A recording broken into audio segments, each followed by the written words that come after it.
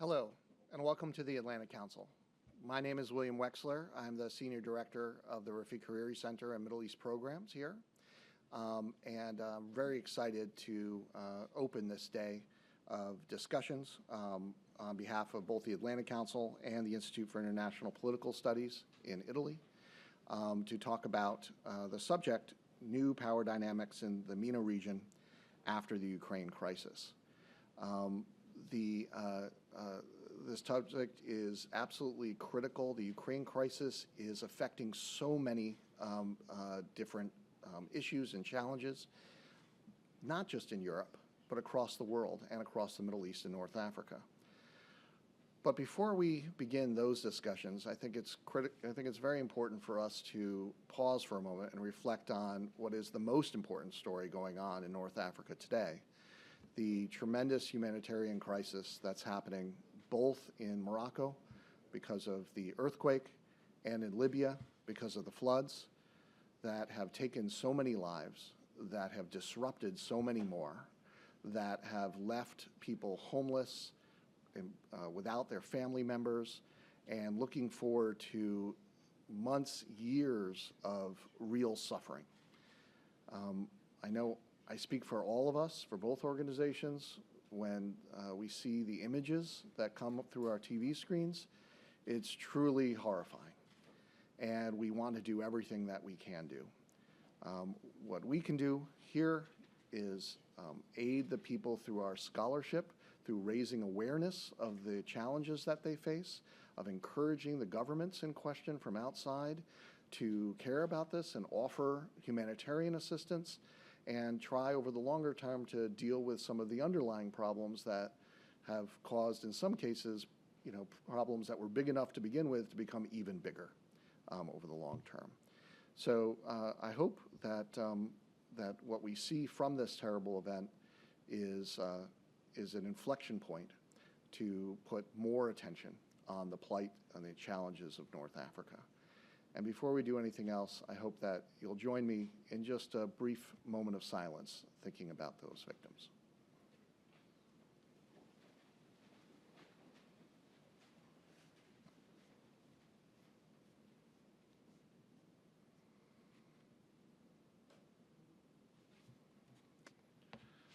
Thank you very much for that time. Next, I'd like to bring our CEO, Fred Kemp, the CEO of the Atlantic Council, who is joining us virtually and has a few comments that he'd like to offer, those that are gathered here in person and those who are watching online through any of the various social media platforms, through Zoom and through our website. Fred? Oh, we have an audio problem.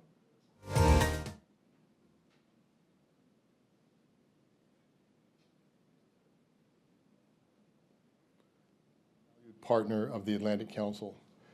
I'm deeply honored to extend a welcome to Ambassador Mariangela Zappia, an unwavering supporter of strengthening transatlantic relations and a great personal friend and friend of the Atlantic Council.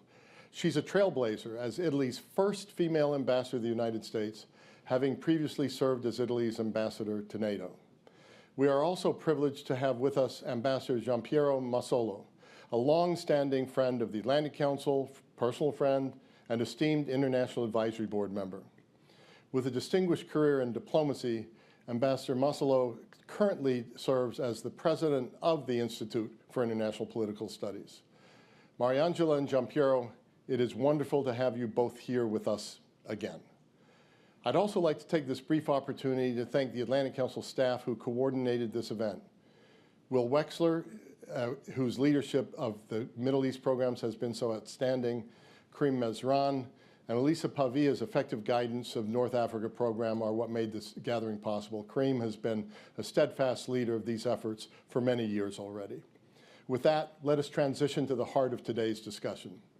The United States is locked in a great power competition with Russia and China across various political, economic, and social dimensions. The theater for this rivalry spans the globe, and North Africa and the Mediterranean are not immune from these challenges. It is evident that Russia has been proactive in expanding its military presence in the region, including the deployment of the Russian Wagner paramilitary group. Simultaneously, China has made significant strides in the area through its Belt and Road Initiative, fostering agreements with all North African states. These agreements encompass domains ranging from infrastructure development and technical cooperation to cultural partnerships and facilitation of trade. Significantly, the North African region also plays a crucial role in the context of the groundbreaking Abraham Accords. A recent example of this would be the back-channel negotiations between Libya and Israel, nations with a well-documented history of enmity that were regrettably undermined by a leak. This occurrence underscores the intricacies of diplomatic endeavors, as even nascent prospects for enduring peace can be susceptible to external influences. On a different note, Tunisia grapples with a concerning erosion of democratic institutions. The actions undertaken by the current president raise grave concerns about the future of democracy in Tunisia. We hope today's discourse sheds light on the intricate tapestry of North Africa's evolving geopolitical landscape. With distinguished guests like Ambassadors Zappia and Masolo, we anticipate insightful perspectives and an enriching discussion of these complex dynamics. So thank you for joining us for this important discussion.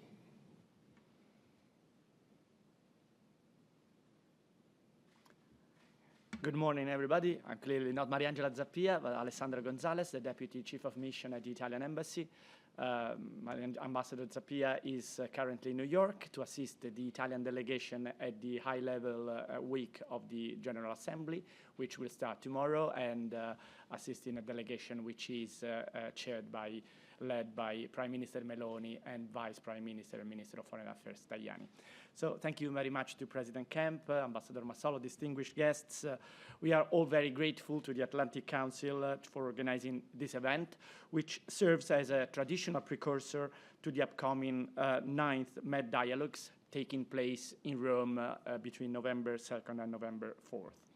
The Med Dialogues have become, through the years, parts and parcels with Italy, tangible commitment to fostering a positive agenda in the broader Mediterranean, and a great tool to strengthen international and regional cooperation and dialogue. Over the years, the Med Dialogues have been successfully convening prominent international leaders, policymakers, media representatives, analysts, and experts from the region and from the international community. This initiative is a testament of Italy's dedication to upholding stability and prosperity in the Mediterranean region. It is also a very good example of cooperation between institutions like the Italian Ministry of Foreign Affairs and centers of research, think tanks like the ISPI, the Italian Institute for International Political Studies, and the Atlantic Council. And I know personally how much Ambassador Masolo, who will follow me, has invested throughout his career in this endeavor. The broader Mediterranean is, for very obvious reason, one inescapable priority of Italian foreign policy. Security and development of the region directly affect security and development of Italy. This is why Italy has no hidden agendas in the region, but rather a vested interest in promoting stability and prosperity. In this endeavor, it is crucial to strengthen even more the cooperation with the United States. The recent visit of Prime Minister Meloni here to Washington at the end of July and the meetings with President Biden at the White House and in Congress underscored the unbreakable strength of the bilateral relationship. But there was also a specific focus on the Mediterranean as the joint statement that the two leaders signed on the occasion of their meeting at the White House, they specifically recognized, and I quote, the vital importance of shared efforts to promote stability and prosperity in the wider Mediterranean region, including by addressing the root causes of instability, terrorism, and irregular migration flows, end of quote. Today, we are here to discuss the new power dynamics in the region after the Ukrainian crisis, I would say after the aggression of Russia against Ukraine. There is little doubt that many elements link the two scenarios.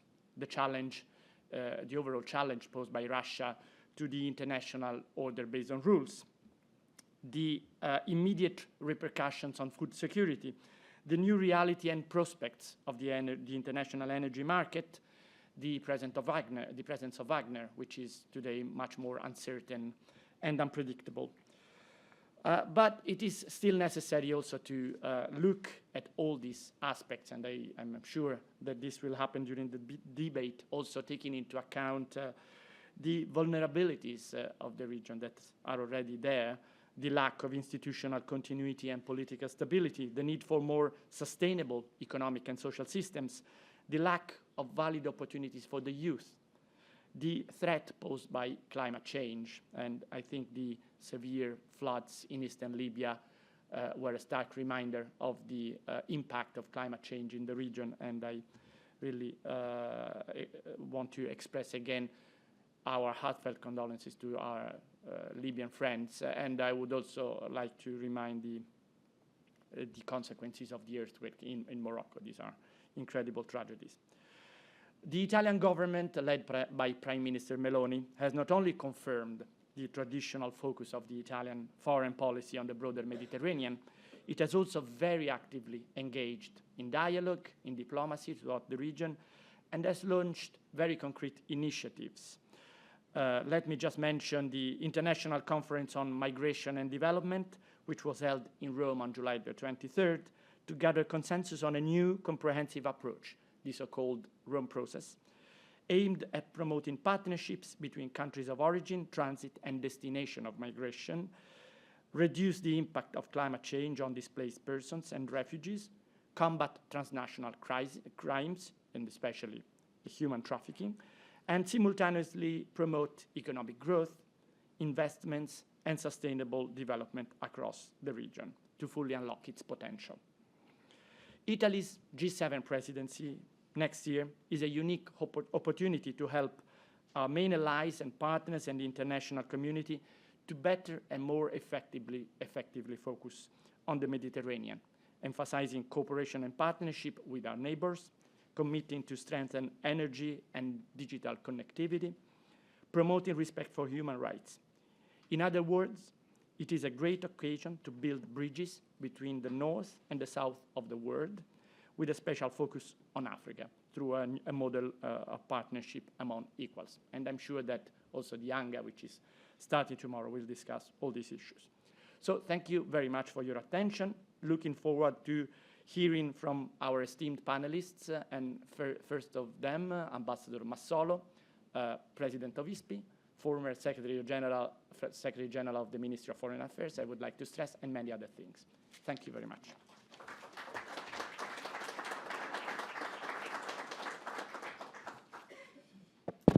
Thank you very much. I will be very quick, just 3 points. The first is the expression of gratitude. Atlantic Council and ISPI are stable and strong partners in many initiatives, including the promotion of MED dialogues. MED dialogues, as a matter of fact, lives and can prosper only through initiatives with cooperations and partnerships as strong as the one we have with the Atlantic Council. And here, let me thank you very much, the people from Atlantic Council, Fred Kemp, Karim Mezran, William Wexler, Alisa Pavia. You guys, you make things really happen and make it possible and embody the quality of our cooperation. Thank you very much. MED comes to its 9th edition.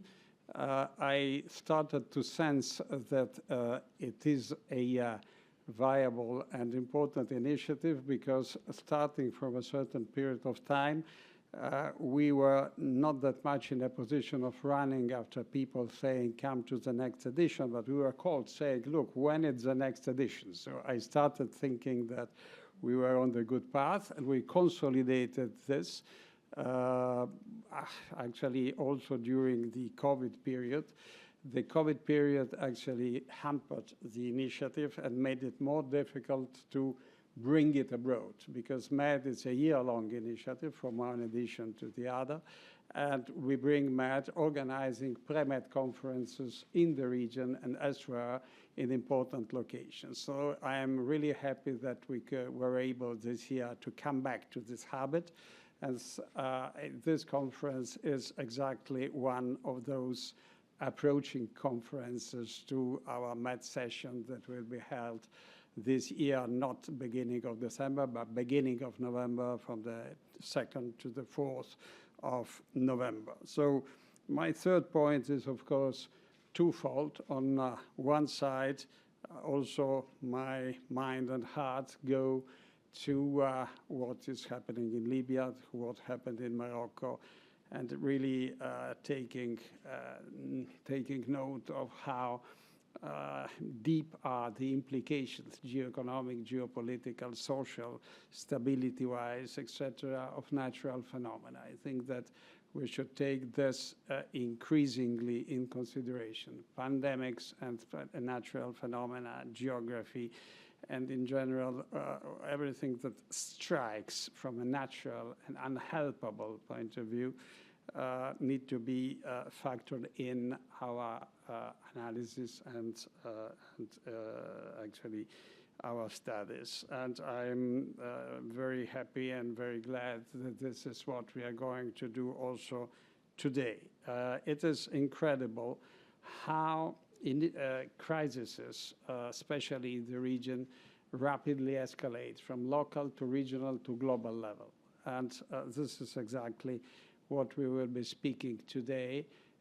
The role of a power like Russia, the tightened and squeezed world post-COVID and during and because of the Ukrainian crisis, all those make a serious threat to stability. And if we don't face stability together, starting from shared analysis, stability will become instability. Instability will have lasting and dreadful consequences, especially for countries like mine that are so linked and so profoundly in the region. But our hope is that also the United States will be, let me tell it, less shy and more present in what is, after all, and continues to be a joint endeavor. So with this feelings in mind, I would like to give the floor to Kirsten Thornton-Rose, thanking her for having accepted to moderate the first panel. Kirsten, the floor is yours. Thank you so much. And welcome.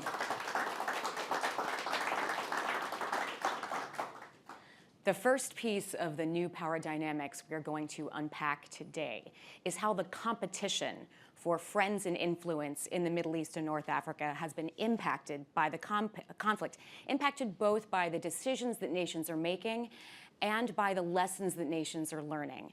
And these are lessons and decisions related to partnerships and alliances. They're related to trade and industry. They're related to defense modernization plans. Has Russia's purchase of Iranian drones impacted its relationships with countries on the western bank of the Gulf? Has the depletion of Russia's arsenal and military manpower impacted perceptions of Russia as a potential defense partner? Have China and the US created opportunity? Or have they lost ground in the region via their foreign policy decisions related to the conflict? Does the region feel more or perhaps less prone to having to pick a side? Even though the nations of the Middle East and North Africa oft repeat to us that this conflict is not in their neighborhood and it is not their priority, Russia's invasion of Ukraine and the continuing war have forced these countries to undergo a reassessment of their foreign policies. And to help us wade through all of this today, no small feat, gentlemen, we are joined by Dr. Mark Katz, by Dr. Nikolai Kozhnov, and by Dr. Gangzhen Shi. All of whom are joining us both remotely and in person. We're really looking forward to hearing their expertise as they bring it from many different academic fields and locations. I want to remind everyone before we get started that you can submit questions only online. We will not be taking them in person. And online, you can submit them using the askac.org platform. So please go ahead and put your thinking caps on and start to do that. Let's introduce our speakers and our panelists. Dr. Katz is a professor of government and politics at George Mason University, where my nephew is a freshman this year, so thank you, Dr. Katz, for educating our future. His work focuses on relations between Russia and the Middle East and U.S. policy towards both. He's the author of several books, including Russia and Arabia, Soviet Foreign Policy Toward the Arabian Peninsula, Dr. Katz was formerly a Fulbright Fellow and a visiting scholar at the Finnish Institute of International Affairs in Helsinki, where I'm sure your former colleagues have a lot to say on this topic. And he is now a non-resident senior fellow here with us at the Atlantic Council. He did his master's degree here in Washington at Johns Hopkins SAIS, and he earned his PhD from MIT. Dr. Kozhanov is a research associate professor at the Gulf Studies Institute of Qatar University. His research focuses on the geopolitics of Gulf energy, Russian foreign policy in the Middle East, and Iran's economy and foreign policy. Dr. Kozhanov has been a visiting fellow at a number of international think tanks, including Chatham House, the Washington Institute for Near East Policy, and Carnegie Moscow Center. He holds a PhD in international economics and economic security from St. Petersburg State University. And Dr. Galvanizes is an associate professor in the Department of International Relations and director of the Center for Overseas Security at Tsinghua University in Beijing. He specializes on the involvement of China and other actors in Middle East from the beginning of the Cold War until the present, with an emphasis on the history of diplomacy. His works have been published by multiple journals and think tanks in the US, China, and Europe, and he has received fellowships from several institutes and trusts. Dr. Shea received his BA in Hebrew from Peking University and his PhD in Near Eastern and Judaic Studies from Brandeis. So quite an array of specializations, academic backgrounds, and research areas of focus here. This is going to be a fantastic discussion. Mark, if you don't mind, let's start by addressing the issue that is always the elephant in the room for any discussion of U.S.-MENA relationships: perceptions of U.S. disengagement in the region.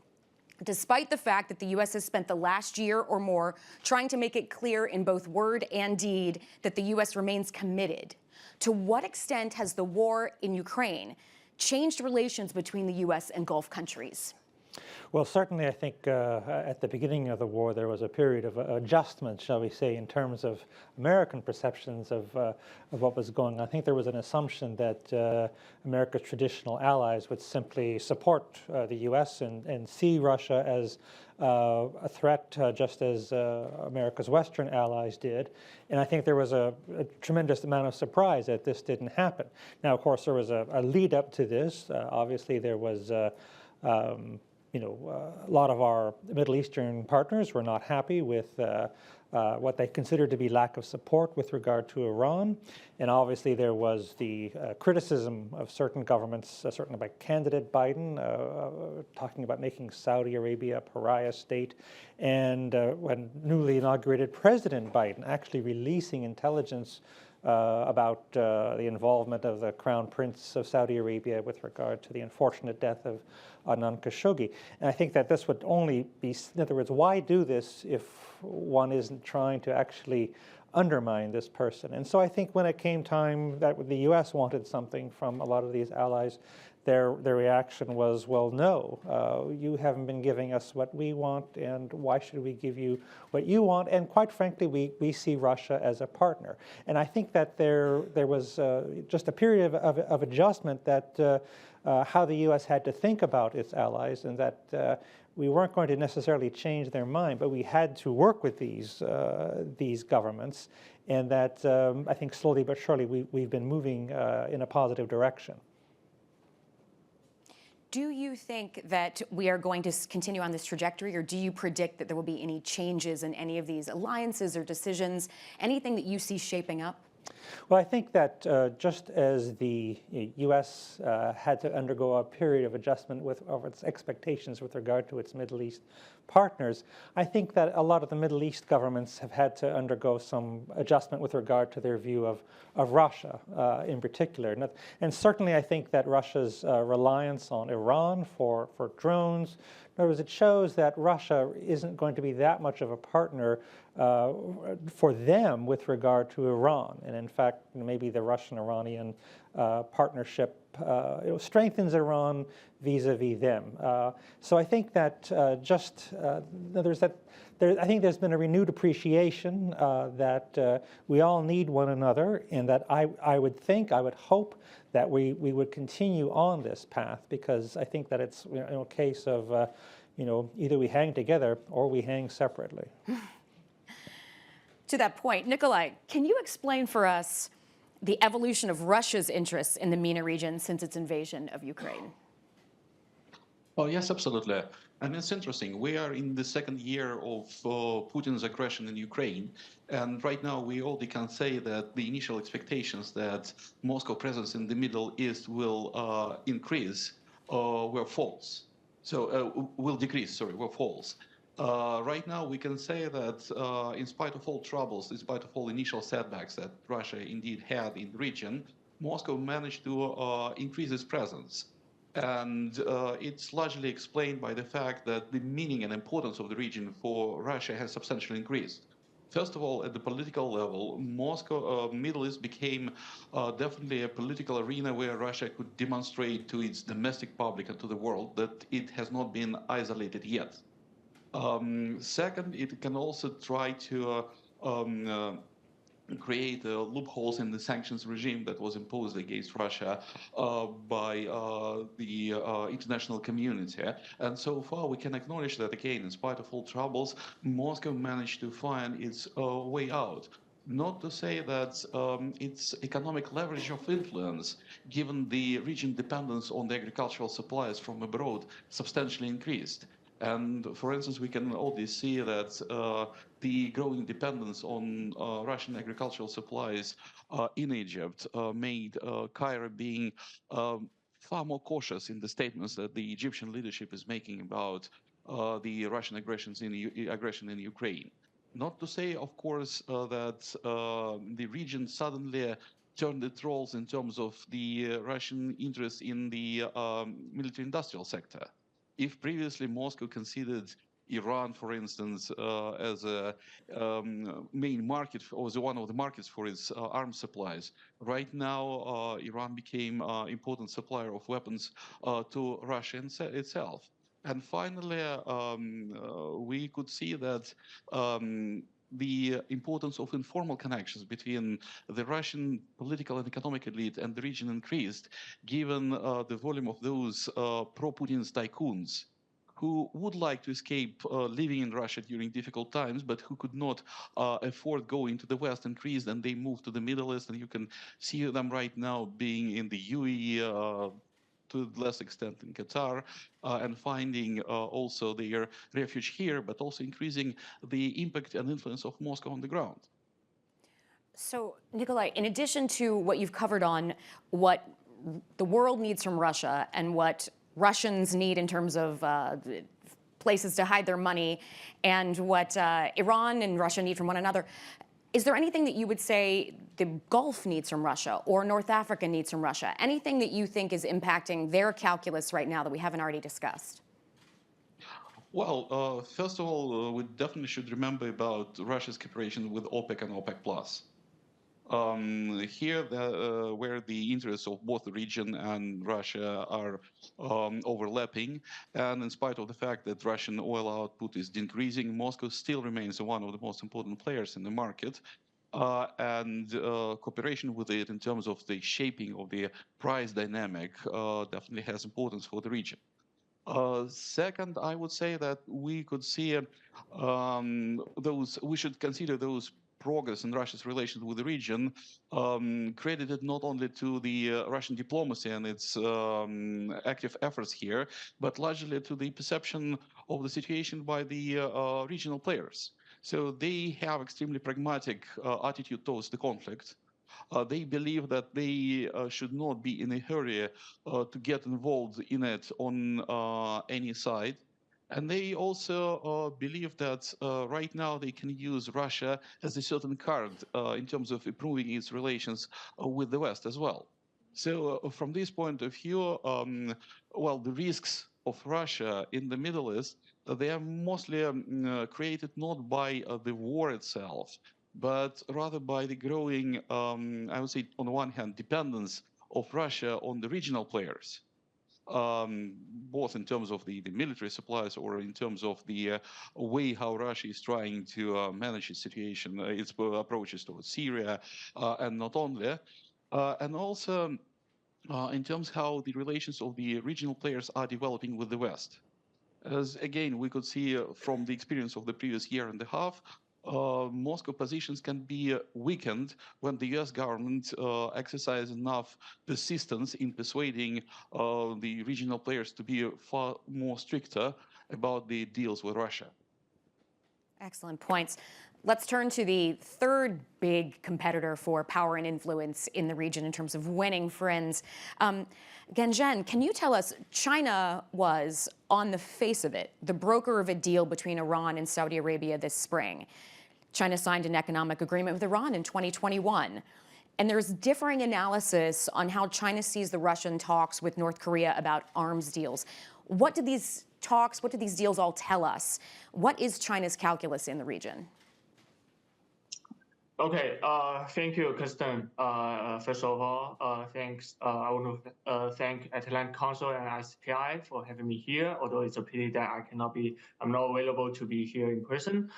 So I think this is a very important question to compare China's calculus when facing this kind of like different cooperations by different regional powers, not only in the MENA region or in Eurasia. But although I want to point out a very important difference that you mentioned about China's different approach to the this kind of like a rapprochement between Saudi Arabia and Iran and between Russia and North Korea, is that China is inside this kind of like a peace deal between Riyadh and Tehran, but China is not kind of like, officially speaking, is not part of this kind of like negotiations and cooperations, at least for now, between Pyongyang and Moscow. So I think this is a very important difference. So I think there has been so many people talking about China's different kind of like considerations when they trying to promote this kind of like a peace deal between Saudi Arabia and Iran, for example, trying to secure their cooperation with China, trying to create this kind of like economic perspective, maybe in the long run about this kind of like trilateral cooperation to have more, to transfer China's kind of like production capabilities to the region, or to bypass the US or the West sanctions in the future, or in kind of like creating some kind of like new international norms that China or some other countries can try to promote the de-escalation in the Middle East without kind of like a significant military buildup or deterrence in the region. So I think these are the kind of like essential possible considerations in China's behavior or support behind the rapprochement between Tehran and Riyadh. However, regarding what you mentioned about this new development between Russia and North Korea, I think China is actually in a more awkward kind of like a position. It was facing kind of like dilemmas. So I think it is even more troublesome than what Middle East will pose this kind of like challenge to China. I think on the one hand, China doesn't want to see the collapse of Russia or North Korea. So I think that if Russia and North Korea could support each other when they are facing this kind of a pressure from the US-led alliance, this could at least help each other. So it will, to some extent, to help the survival of their regimes respectively. But on the other hand, I think that as we can see nowadays, we can see this kind of like the seemingly a deja vu of what happened in 1950 in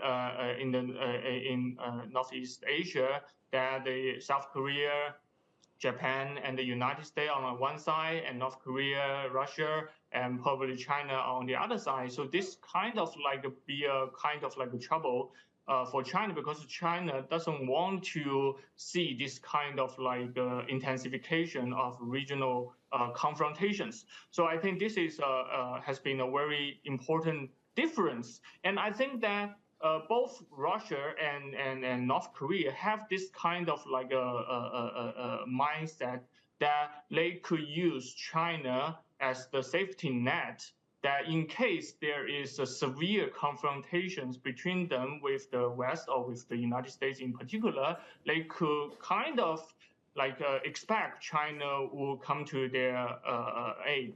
But I think that for the Middle Eastern powers, especially as the Gulf countries, in particular Saudi Arabia and Iran, I think they will more or less just to think that China is more like alternative option or contribution to their interest or safety. So this is the primary difference.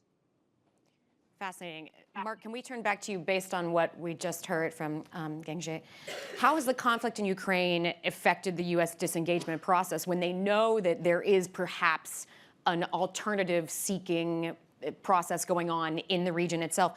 What has the war taught Washington about the limits or the extent of its influence in the Middle East? Well, certainly I think that, as I indicated earlier, that obviously we're not, and there's not automatically getting support from our Middle East partners on this. On the other hand, I think that what we've also learned is that the Middle East, especially the oil-producing countries, are very vital. In other words, that their activities are part and parcel of sort of how the diplomacy over the war in Ukraine, and certainly, oil production, and whether or not there's cooperation between these countries and Russia, and there is, and I think it's more a question of how do we ourselves adjust to this. I think also that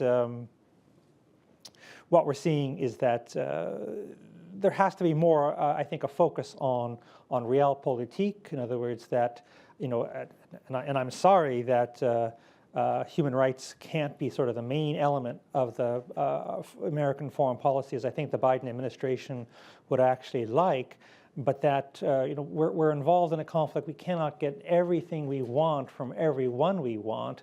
And so I think that the U.S. has to learn to prioritize.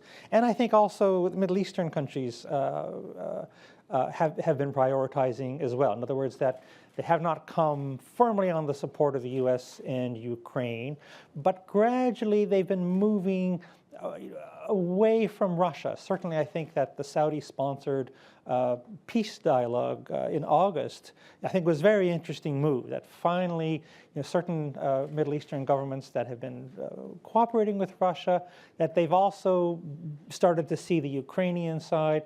And I think that part of it is simply that these governments don't want to be told what to do, but that they often will come to, I think, decisions, policies that we can live with if we sort of allow them to get there on their own. And I think that this has been happening, with the Saudis in particular. I think that they have seen that it was the Russians who pulled out of the grain export deal in July.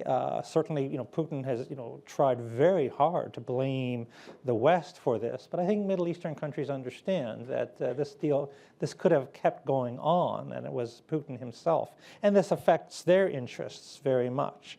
So I think that patience is required, and that we have to simply, indicate. And there is this perception that the U.S. is withdrawing, but I think that we've stayed in the region, and that we have to make sure that is known. We still have tens of thousands of troops.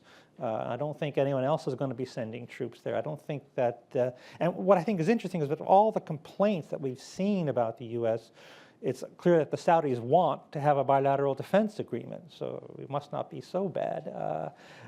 And obviously, the Abraham Accord diplomacy, I think this is very important, and perhaps it's not going to lead immediately to a Saudi-Israeli recognition. But the main thing is the cooperation we're seeing between, say, the Saudis and the Israelis, that is occurring, and that's a good thing. And so I think that we're not doing so badly. I would agree with many of your points. And on the other side of that balance sheet, we see things like the BRICS economic group of countries expanding membership this summer to include countries in the Middle East, especially Iran, Saudi Arabia, and the UAE. And Gangjian, I wonder if you could jump in here. What's at stake for the region in that? So we do see them doing things like seeking defense cooperation agreements with the US that are ironclad, but then also doing things like joining BRICS, which they know is sort of an annoyance to the US and the West. What do MENA countries have to gain or risk by joining something like this economic coalition? And what are China's interests behind such an expansion? Is it looking for political goals? Is it looking for economic goals? What do you think China and these countries of the region that have joined are really going for here? Okay, so I think that we all know that the BRICS was starting from a very kind of like a purely economic starting point. The concept that developed by Goldman Sachs, right? And I think, but now obviously it has some kind of like a political connotations. However, I believe that the joining this kind of like the mechanism of the BRICS, especially we are witnessing so many kind of like MENA countries are joining this kind of mechanism means that they want to like wholeheartedly or completely siding with China on everything. So this is actually what I trying to argue in an article actually published jointly by ISPI and Atlantic Council last year, that I believe that the world in this round of great power competition are is actually witnessing the rise of the new intermediate zones. And in this kind of like intermediate zone, I think the Middle Eastern countries are the very perfect representative of all these countries. I think outside the great powers, they're trying to use strategic hedgings to maximize their interest.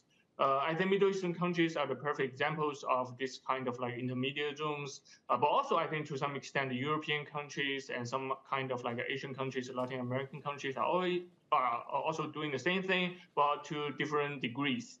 So I think that I think for those kind of like the regional countries of the MENA that join the BRICS, I think they have kind of like two, if we really want to say that which is the political motivation and which is the economic motivation, I think there are two main considerations. And for the economic part, I think is that all these countries in the intermediate zones or outside the West, they are thinking about this kind of like a possibility of how to do during a crisis. Okay, so in this crisis, that because as we can see in the last 2 years, that due to Russia's invasion of Ukraine, that some countries might not have this kind of like tensions with the West, but they are still kind of like worrying that what will happen if themselves or their like trading partners were kind of like suddenly thrown out of the SWIFT system or suddenly like sanctioned by the West. So I think that these countries are trying to have some kind of like substitute plan for economic cooperations, as I mentioned, for this kind of like the deal between Iran and Saudi Arabia, that I think the long-term goal is that they will have this kind of like system that to bypass to some extent the Western sanctions. Okay, so this is the economic considerations. And for the political perspective, I think that these countries are, by joining the BRICS, I think they are trying to reaffirming their commitment not to go into another Cold War. That they are still trying to have this kind of like strategic hedgings between the great powers, no matter they are China, United States, Russia, or European countries. They are still trying to say that, oh, we will cooperate and with all the great powers on different kind of issues, but only to maximize our national interest. And trying to have this kind of like a room for maneuver and to promote their strategic autonomy during this round of great power competitions. Very thorough. Thank you so much. And we may revisit that. We're taking some questions from the audience now. And just a reminder, go ahead and send them in if you have them. We have about 15 minutes left. But let me ask Nicola if you would address this question. The Wagner insurrection is over. Its future is uncertain. Its leadership is splintered. But has that impacted anything where they are present on the ground in the region? To paraphrase Mark Twain, have the rumors of their death been greatly exaggerated? Or has there been a shift in the dynamics in a way down to the local level where they are active? What is the future of Wagner in the region? Well, we should be cautious about making any predictions here because there are certain options that those people whom we are considering dead are just enjoying their mojito right now somewhere else. But definitely what we can see from the ground, at the ground, there are no signs actually of decreasing importance of Wagner or ex-Wagner networks in the region. The problem here with Wagner that it definitely demonstrated itself as an important instrument that Russia could always use in the gray or black zones just to avoid the use of official military force. But at the same time, right now, Moscow is very cautious about getting involved in any other military adventures in the region. So for now, at least for now, this instrument is not as needed as it was before. But definitely the lesson was learned. And on the one hand, Moscow will definitely try to recreate a kind of a military company that could allow it to operate, as I said, in the gray zones. But at the same time, another, negative lesson that Moscow learned that delegating some of its policies to non-state actors is extremely dangerous. And now one of the main actually challenges for the Russian presence in the Middle East, and not only, is coming from the fact that for the last 10, 15 years, the number of these non-governmental actors substantially increased. I mean, those who were shaping Russian approaches towards the region. But all of them, they had absolutely different attitude, not always in compliance with the Moscow vision towards the war in Ukraine.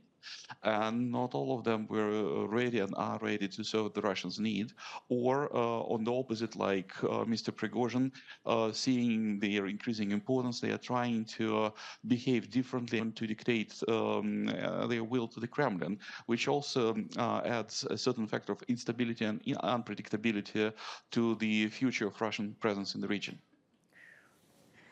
So you're saying we should not make predictions, and yet we're going to hang on every word you just said, let's be honest. I've got a question. We don't have a crystal ball, unfortunately. Right, exactly. It would be broken by now if we had. Mark, can I ask you to address a question that came in from the audience? And then, gentlemen, I'd love it if you have thoughts, please do add them.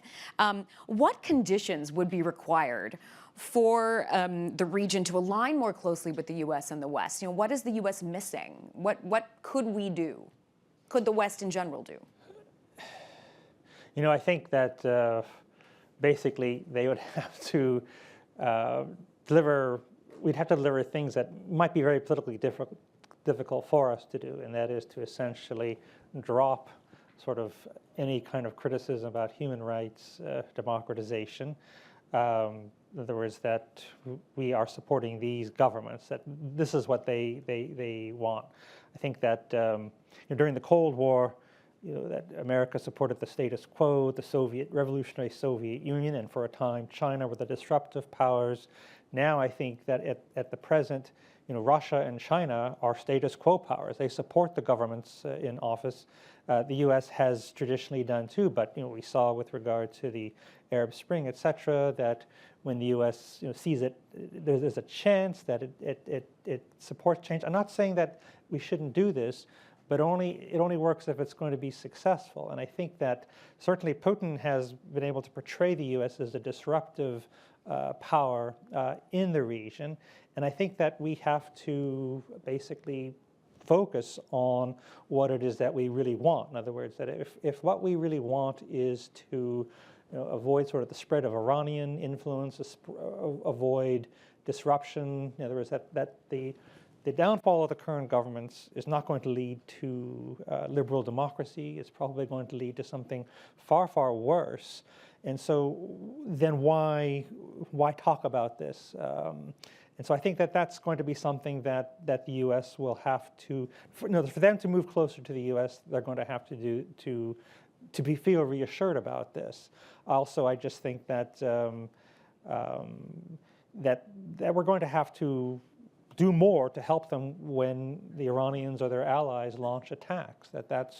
I think that they're very unhappy. Why are we being so supportive of Ukraine when we weren't supportive of them when they were attacked? And I think that the U.S. is going to have to do more to show that it really is an ally. So I think there's a lot of reassurance. Now, obviously, from our side, we're going to want some reassurance that if we're going to make this extra commitment to you, we don't want to see you so much flirting with our main adversaries. But I think that we're just entering a period in which there is just a lot of uncertainty that the Middle Eastern governments are going to work with Russia. They are going to work with China. We're going to have to tolerate that to a certain extent. And I think that Middle Eastern governments also need to understand that we are concerned about Ukraine and that they do have some equities with the Iranians supporting the Russians so heavily. That's not in the interests of our Middle Eastern allies, it seems to me. And certainly with regard to the impact on the grain, that we all have an interest in seeing this resolved peacefully. So I think that more dialogue, more understanding, that not assuming about what one another's interests are, behavior, and be careful. In other words, if one's going to be critical, and I'm not saying that criticism isn't deserved, but what's going to be the impact of these statements? How is this going to impact overall American policy? That these are things that need to be focused on. Acknowledging these interests and that it's not just a situation of a grievance and a grieve maker. Gentlemen, I'd like to turn to you. We'll keep those in mind because obviously the U.S., the West, any partner has its own interests as well. But from the point of view of the countries in the region, what is the U.S. and the West, what are they missing?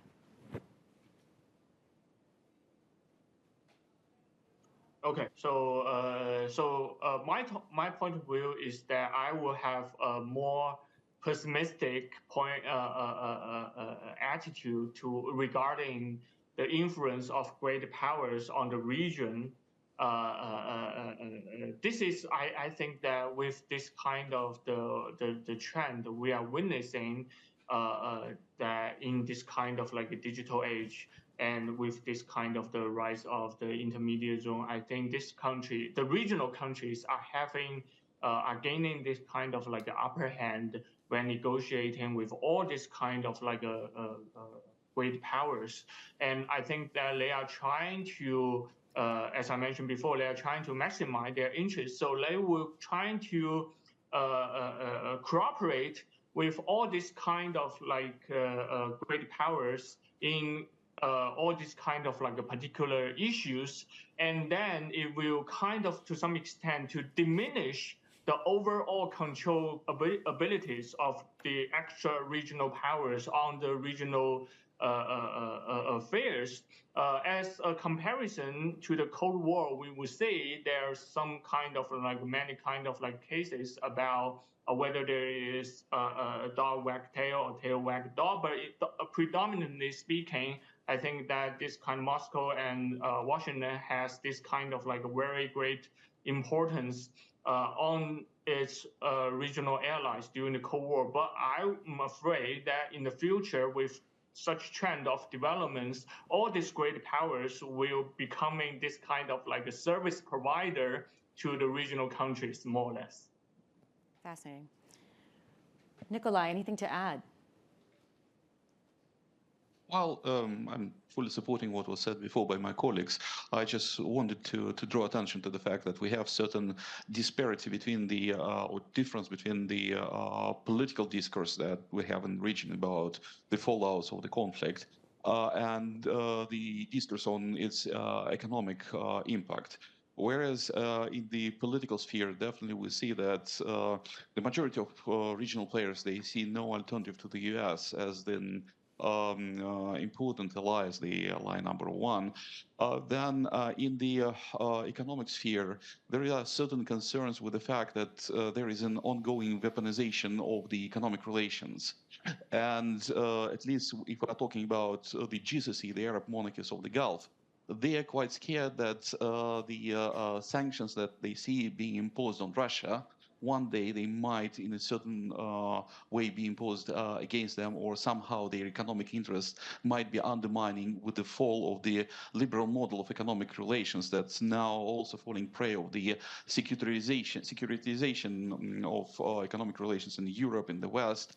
And from this point of view, I guess a lot would help if to improve relations between the GCC, the region, and the US, and drive them further from Russia, if they receive certain guarantees that this weaponization of economy is not going to undermine their natural interests. Otherwise, we would definitely see them trying to learn Russia's experience, or even to join some of those schemes that Russia is offering them, including, for instance, this fancy idea of de-dollarization that, with all my skeptical attitude to it, is greatly being implemented with the participation of the American allies as well.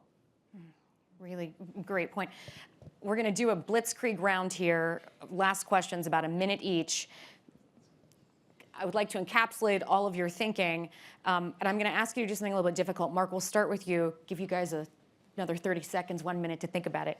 What advice would you offer to the US, the West, and to the region for navigating this competition if the war continues or the war expands? What would you, if you were in a room with each of their leaders, you can pick and choose which countries you want to address in this question, but what advice would you have for either side of those negotiating tables? Well, I think that if the war, I think, is likely to continue, I hope it doesn't expand, but that's always a possibility.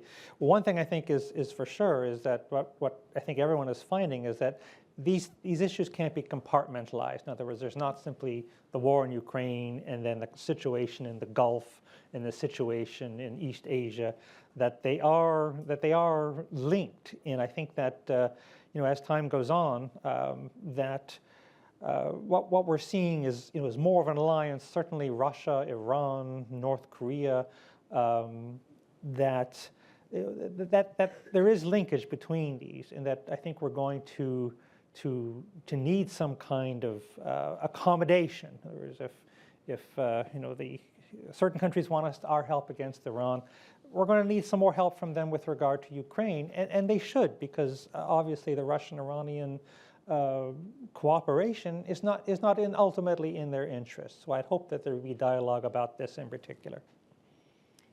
Gangshen. Okay, so for the suggestions to the regional countries, personally, I don't have any particular ones, because as I argued before, that no matter what we do, no matter what China, the United States, Russia, or the European do, in the foreseeable future, there's no way to drastically change the behavior or the patterns of the regional countries. They will still trying to use these strategic hedgings to deal with all the great powers. So there's virtually impossible to expect that by doing one thing or two, that they will suddenly totally change their positions. But for the great powers, I hope that there will be some kind of room of cooperation in the MENA region, in the Middle East and North Africa. I always believe that to the west of the Malacca Strait, that actually China, United States, and European countries, they are all status quo powers. So actually, there's a lot of things that these countries can work together, especially China and the United States, in the Middle Eastern regions. For example, and also with the European countries, such as the refugee problems, by using or by helping the industrialization of the regional countries and to reduce the potential problem of future refugee crisis. And also for the climate change, obviously, there's so many things that we could do. And I think that one more very important thing about this kind of like potential cooperation that it might, to some extent, serve as some kind of like starting point to rebuild the trust among the great powers. And I think this could be a very, very important possible contribution to the world peace in the long run. Thank you, Gangzhen. And Nikolai. Sorry. Well, I definitely don't want to give advice to the Russian government, but if we're talking about the regional players, I would say stay pragmatic. Think about those challenges that are coming forward and not necessarily related to the conflict, like, for instance, the challenges of the fourth energy transition. And don't misinterpret the US policy. The Americans are not leaving the region. They're just reformatting, reshaping their presence. As for the Western powers, well, first of all, don't underestimate Russia. The Russian authorities are very good at punching way above their weight and being pragmatic and using opportunities. And second, keep in mind that, for instance, in 1960s, 1970s, the success of the Soviet diplomacies in the Middle East was conditioned not by the intricacy and proficiency of the Soviet diplomats, but by the mistakes that the Westerners were doing in their approaches to the Middle East. That means that an improvement of those miscalculations that we have now, including misperception of the United States, could definitely improve the Western relations with the Middle Eastern powers, and definitely decrease the influence of Putin's Russia in the region. Thank you. This is fantastic. You all avoided any FAR regulation violations, and you avoided giving actionable intelligence or advice to foreign governments. And you reminded us of all of our hubris, which is extremely valuable lesson at times like these. So please, you all, thank our panelists with me. Thank Dr. Mark Katz, Dr. Nikolai Kozhinov, and Dr. Gangzhen Shi.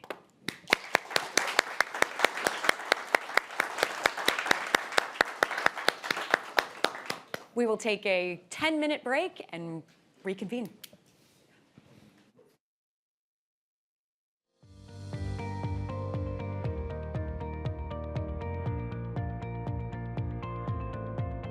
Hi, Nikolai. Nice to meet you. Likewise.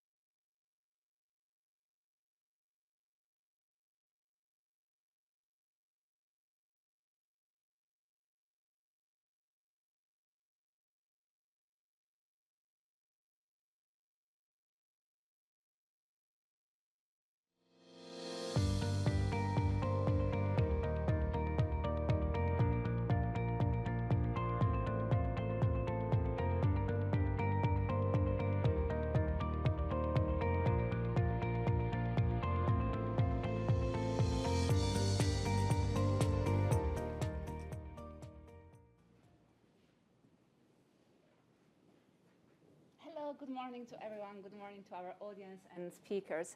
Welcome to this second panel on tensions and cooperation patterns in the Eastern Mediterranean. My name is Chiara Lovotti. I come from Italy. I represent the ISPI here. I'm a research fellow at ISPI and as well as a scientific coordinator of the Rome-Med dialogues.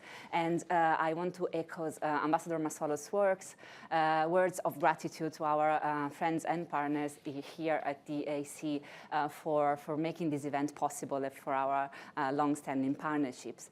So in the first panel, we addressed this shift in power dynamics of the MENA region at large, and now we will try to go more into details of the Eastern Mediterranean specific scenario with our speakers. So as you know, several developments are worth of attention that are currently taking place in the region. Speaking of energy, for instance, you know that over the past few years, the region has been a real hub, a real center of gravity for energy competition over natural gas, especially. You know, the recent discoveries of natural gas have attracted growing interest from countries of the region and beyond the region. And these reserves, this natural gas, of course, has become more and more important, especially for European powers in the aftermath of Russia's invasion of Ukraine, as European countries began their search for non-Russian energy resources. But you know, competition also plays out on the geopolitical level. One should think, for instance, of the very famous East Med Gas Forum that was created in 2020 by a group of European countries, Arab countries, plus Israel, and which excludes Turkey. And on the other side, for instance, the Turkish attempts to break this isolation, for instance, through the maritime agreement with Libya's government in Tripoli. I'm sure we'll touch upon this in the debate.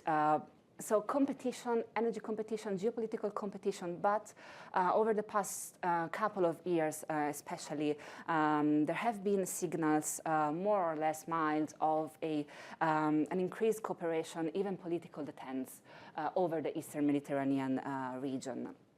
For instance, a deal between Israel and Lebanon over the maritime border, but also Turkey's rapprochement with Egypt. We will also touch upon these over the debate. So many questions, many developments unfolding, many questions on the table, and we will try to address many of them with our excellent speakers and panelists, which I'm happy to introduce, starting from my right, Dr. Soner Kajaptai, if I pronounce it correctly, who's the director of the Turkish Research Program for the Washington Institute for Near East Policy. Welcome and thank you for accepting our invitation. Dr. Dalia Ziada, who's the Executive Director of the Center for Middle East and Eastern Mediterranean Studies. Thank you, Dalia, for being here with us. And last but not least, Dr. Nathan Sachs, who's the Director of the Center for Middle East Policy and Senior Fellow at the Foreign Policy Program at Brookings.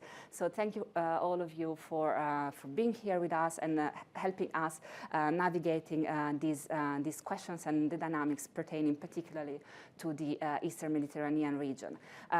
Before starting with you, Soner, I should remind our audience that you can submit your questions through the askac.org function on your devices, and I will convey them to the speakers after our first round of questions. So, Soner, I would start with you.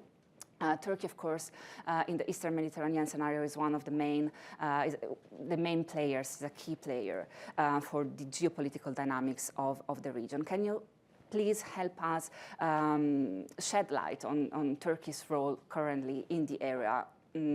If you can touch upon Turkey's recalibrations of its policy for the region, what are Ankara's main driver of its Eastern Mediterranean diplomacy, if we can, at the moment? Thank you, Soner. Thank you, Chiara. I'm delighted to be here at the Med Dialogue hosted at the Atlantic Council. Great conversation. I've been learning a lot this morning.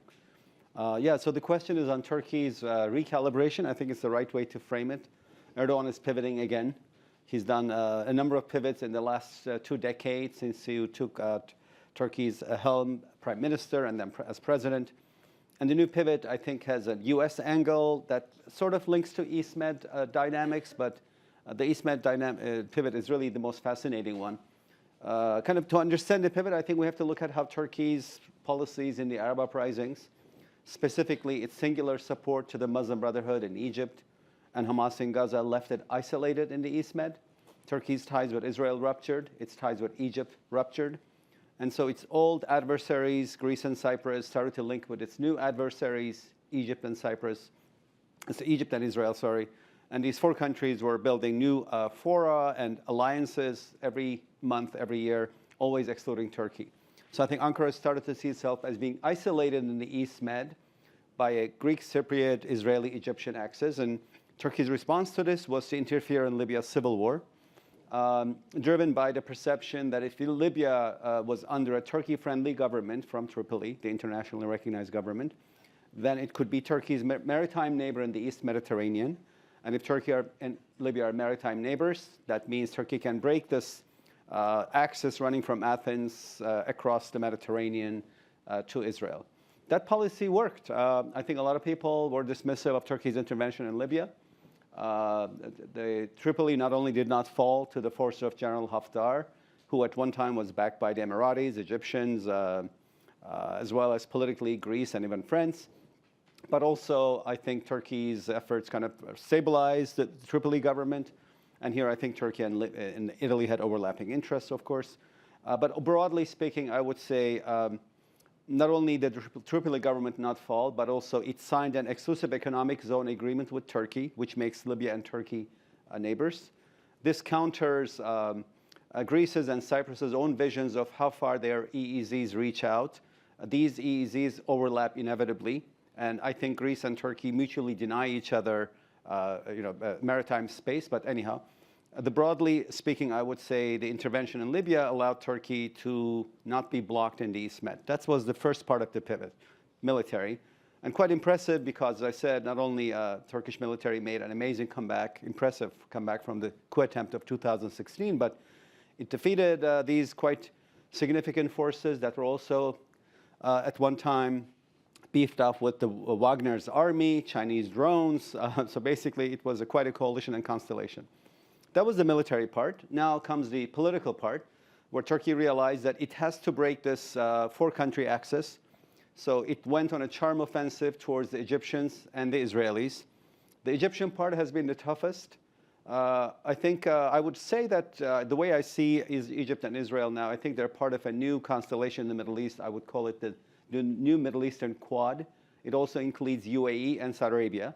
I think Egyptians and Israelis were not too warm about our reset. They said, maybe indirectly, they told Erdogan, said, go reset with the Emiratis and the Saudis first and then come to us.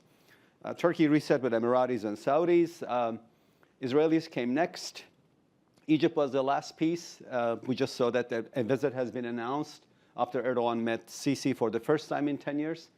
The reset with Egypt came at the price of Turkey stopping its public support to the Muslim Brotherhood, including turning Muslim Brotherhood radios in Turkey off.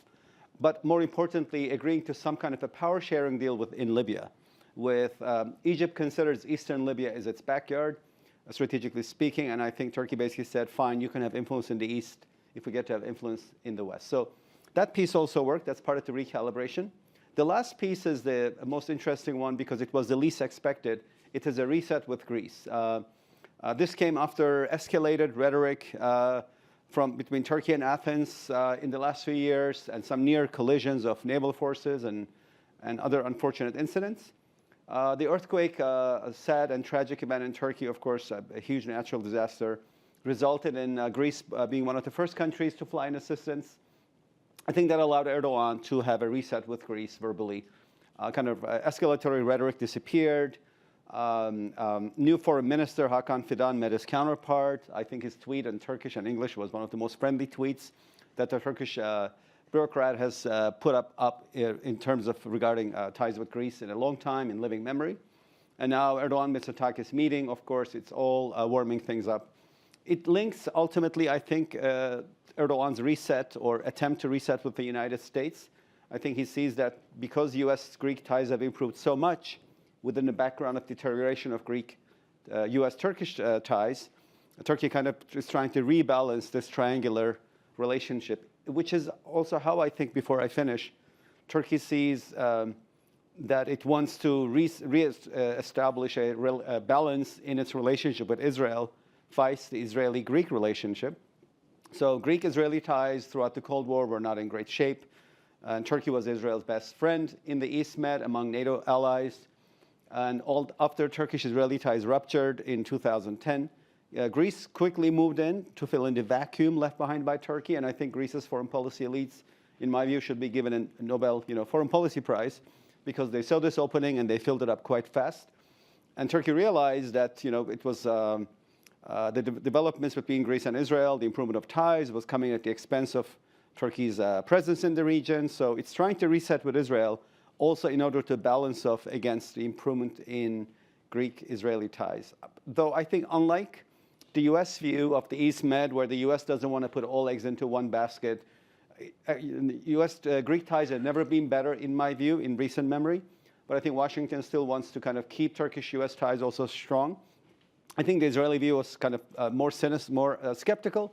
Israelis are basically saying, with Turkey, it didn't really work out. We tried again, it didn't work out again. So I think they're going to keep their ties with Greece quite robust. And maybe the economic piece of the Israeli-Turkish ties was going to be interesting. Maybe energy cooperation and pipeline politics. So Turkey's recalibrating. It was able to achieve this recalibration, number one, because it succeeded in Libya militarily.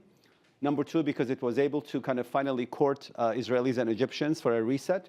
And number three, I guess the earthquake opened up a window that both Turkey and Greece decided to capitalize on. And number four, there's, of course, always the U.S. angle when you talk about East Med and Turkey. Of course.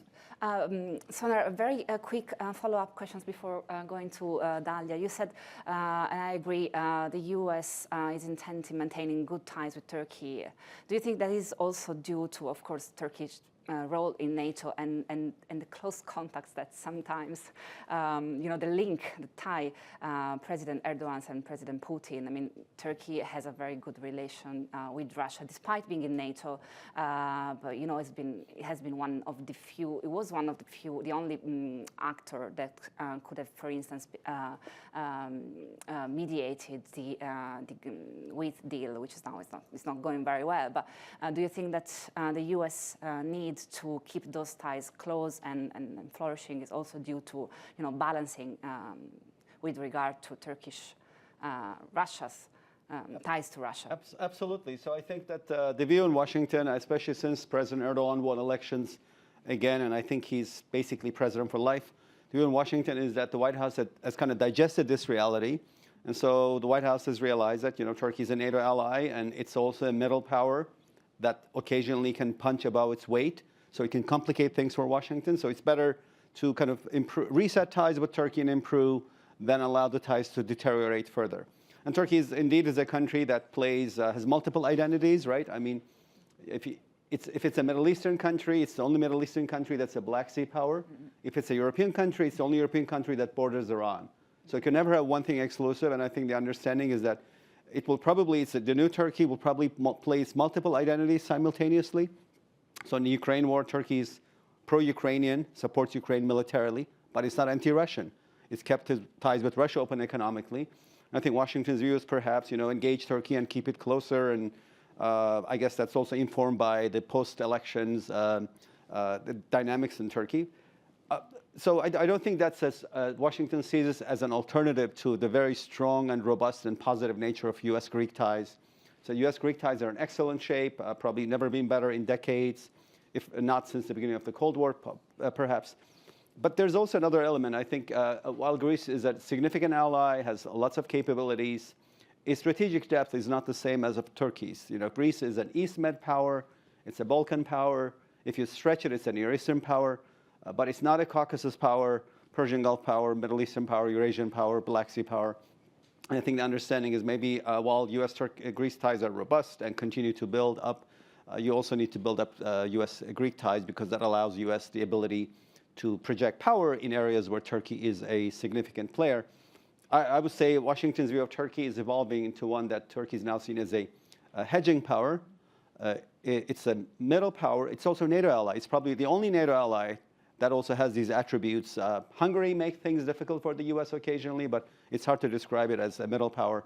So I think that's why perhaps the U.S. views that there's a new Turkey, have to engage it, and that Erdogan is responding positively in my view, and he's saying, yes, I'd like to be engaged, and I think what he wants right now most is probably a visit to Washington to get things going, of course. Thank you very much, Soner. I move to Dalia, and let's talk about Egypt. Egypt is clearly another key player of the region. Dalia, can you help us shed light on what are Cairo's priorities in the region at the moment? How do you assess the country's attempts, for instance, to foster its projection in the region over the past few years? Yeah, so first of all, thank you so much for SP and the Atlantic Council for this important event and for inviting me here. So I will start actually speaking very quickly about the new power dynamics in the Eastern Mediterranean, which are part of the reshuffling power coalitions in the Middle East in general, during which Egypt has actually lost a great deal of its leadership role in the region to Arab Gulf countries. We can say that in the past 10 years, due to the weakness Egypt had to suffer after, due to the Arab Spring aftermath, and the fact that Arab Gulf countries were the only countries in the region who survived the waves of the Arab Spring or who were not directly affected by the waves of the Arab Spring, this created a new reality wherein the Arab Gulf countries started to take the lead of the region, bringing to this all their complicated policies related to human rights and democratization, of course, but at the same time, they also brought to this their competition between each other, their Arab Gulf competition within each other to the region, to the wider region. And we have seen this manifesting in different ways. One of them was trying to affect what's happening in the Eastern Mediterranean region. This coincided with a time when Egypt actually had to trade, during this period, Egypt had to trade its leadership role to Arab Gulf countries for the sake of getting financial assistance from them. Mainly because the financial assistance that comes from the Gulf, that comes through the Red Sea, let's say, is usually coming with no strings attached. It's not coming in the form of debt, but in the form of donations. So it's easier to handle and deal with. And compared, for example, to the help that's coming across the Mediterranean Sea from the West, in the form of aid or loans, it usually, financial assistance is usually coming with strings attached. But unfortunately, this is not the case anymore, but let's focus on this era first. So at that time, Egypt had to trade its leadership role, as I was saying, but in 2015, in particular, something important happened, which is the discovery of the largest gas field in Egypt's maritime zone, Zohr field. And this actually was kind of the lifeline for the sinking leadership role, Egypt's regional leadership role, that brought it back to the surface, not only economically, but also politically and geopolitically, because these new discoveries of the gas in the Eastern Mediterranean enable Egypt to take cooperate with Israel, first of all, cooperate economically with Israel on gas liquefaction and selling to Europe and other places, and also naturally led to security cooperation with Israel, which consequently made Egypt, when the right time came, when there was an Israel-Palestinian conflict being renewed, made Egypt the only key player in the region and perhaps in the whole world that was able to mediate in this conflict, and again brought Egypt to the forefront and brought Egypt again to playing an important role in its Middle Eastern context, and even attracted Western leaders. Like it was, for example, the first time President Joe Biden makes a phone call to the Egyptian president when, after Egypt mediated in the Israeli-Palestinian conflict, an episode of the Israeli-Palestinian conflict in 2021, although at the beginning, the Biden administration was not very friendly towards the Egyptian leadership. And at the same time, or on another level, Egypt's expanding economic role in the Eastern Mediterranean due to the gas discoveries also enabled it to open up to Europe and enabled also Europe to be more interested in Egypt. We have seen, for example, this agreement signed between Greece, Cyprus, and Egypt, also the agreements or the MOUs that are signed between Europe, Israel, and Egypt, also on the issue of LNG or liquefied natural gas exportation. This dynamic, or this actually new leadership role that Egypt found in the Eastern Mediterranean, it was not happening on purpose. In other words, Egypt was not leading or trying to achieve a leadership role to compensate for its lost role in the Middle East. But actually, Egypt's policy in the Eastern Mediterranean was motivated by, first, economic gains, trying to find new economic gains, and also national security, keeping it safe as it's surrounded with problems from all sides. Civil war in Libya, Sudan, and all its troubles, and also the Gaza troubles, and all Hamas and all the stories there. But at a certain moment, this was threatened by Turkey's intervention in Libya. And actually, this created in 2019 what I call the Eastern Mediterranean momentum. As ugly as it was the clash, or the almost clash that happened between Turkey and Greece in the Eastern Mediterranean in 2020, in the summer of 2020, after Libya's intervention in Libya and the maritime agreement between Turkey and the government of national accord in Libya, this created an Eastern Mediterranean momentum, meaning that it once again made the world realize that, or remember that the Eastern Mediterranean is a very important geostrategic point or connection point in the world. So actually, this momentum has enabled Egypt to play a more important role in all the events that proceeded. And again, this was threatened by Turkey at that time and created some kind of conflict, de-escalation that had to happen between Turkey and Egypt in order to find a way to cooperate on these new reshuffling coalitions or new realities that are being created in the Eastern Mediterranean and also the wider Middle East region. Thank you very much, Dalia. Thank you. So now I go to Nathan Sachs. So Dalia was, of course, was suggesting somehow that energy can provoke competition, of course, but it can also be a tool for cooperation. And how does Israel fit into what we have been discussing so far this morning? How are these movements, these rapprochements, these attempts seen from the sides of Israel? And do you think that the Ukraine war has somewhat steered these processes, these attempts specifically? Well, thank you so much, and thank you to the Atlantic Council and SPI. And it's really a pleasure to speak with after Dalia and Soner. Intimidating, but still a pleasure. Israel is sort of a strange East Med player. On the one hand, it's right there, and it has a relatively long seashore for its size, of course. But Israel has traditionally always looked very much east and south. Its security concerns certainly have been first and foremost with Egypt, and then eastward facing, much less to the sea.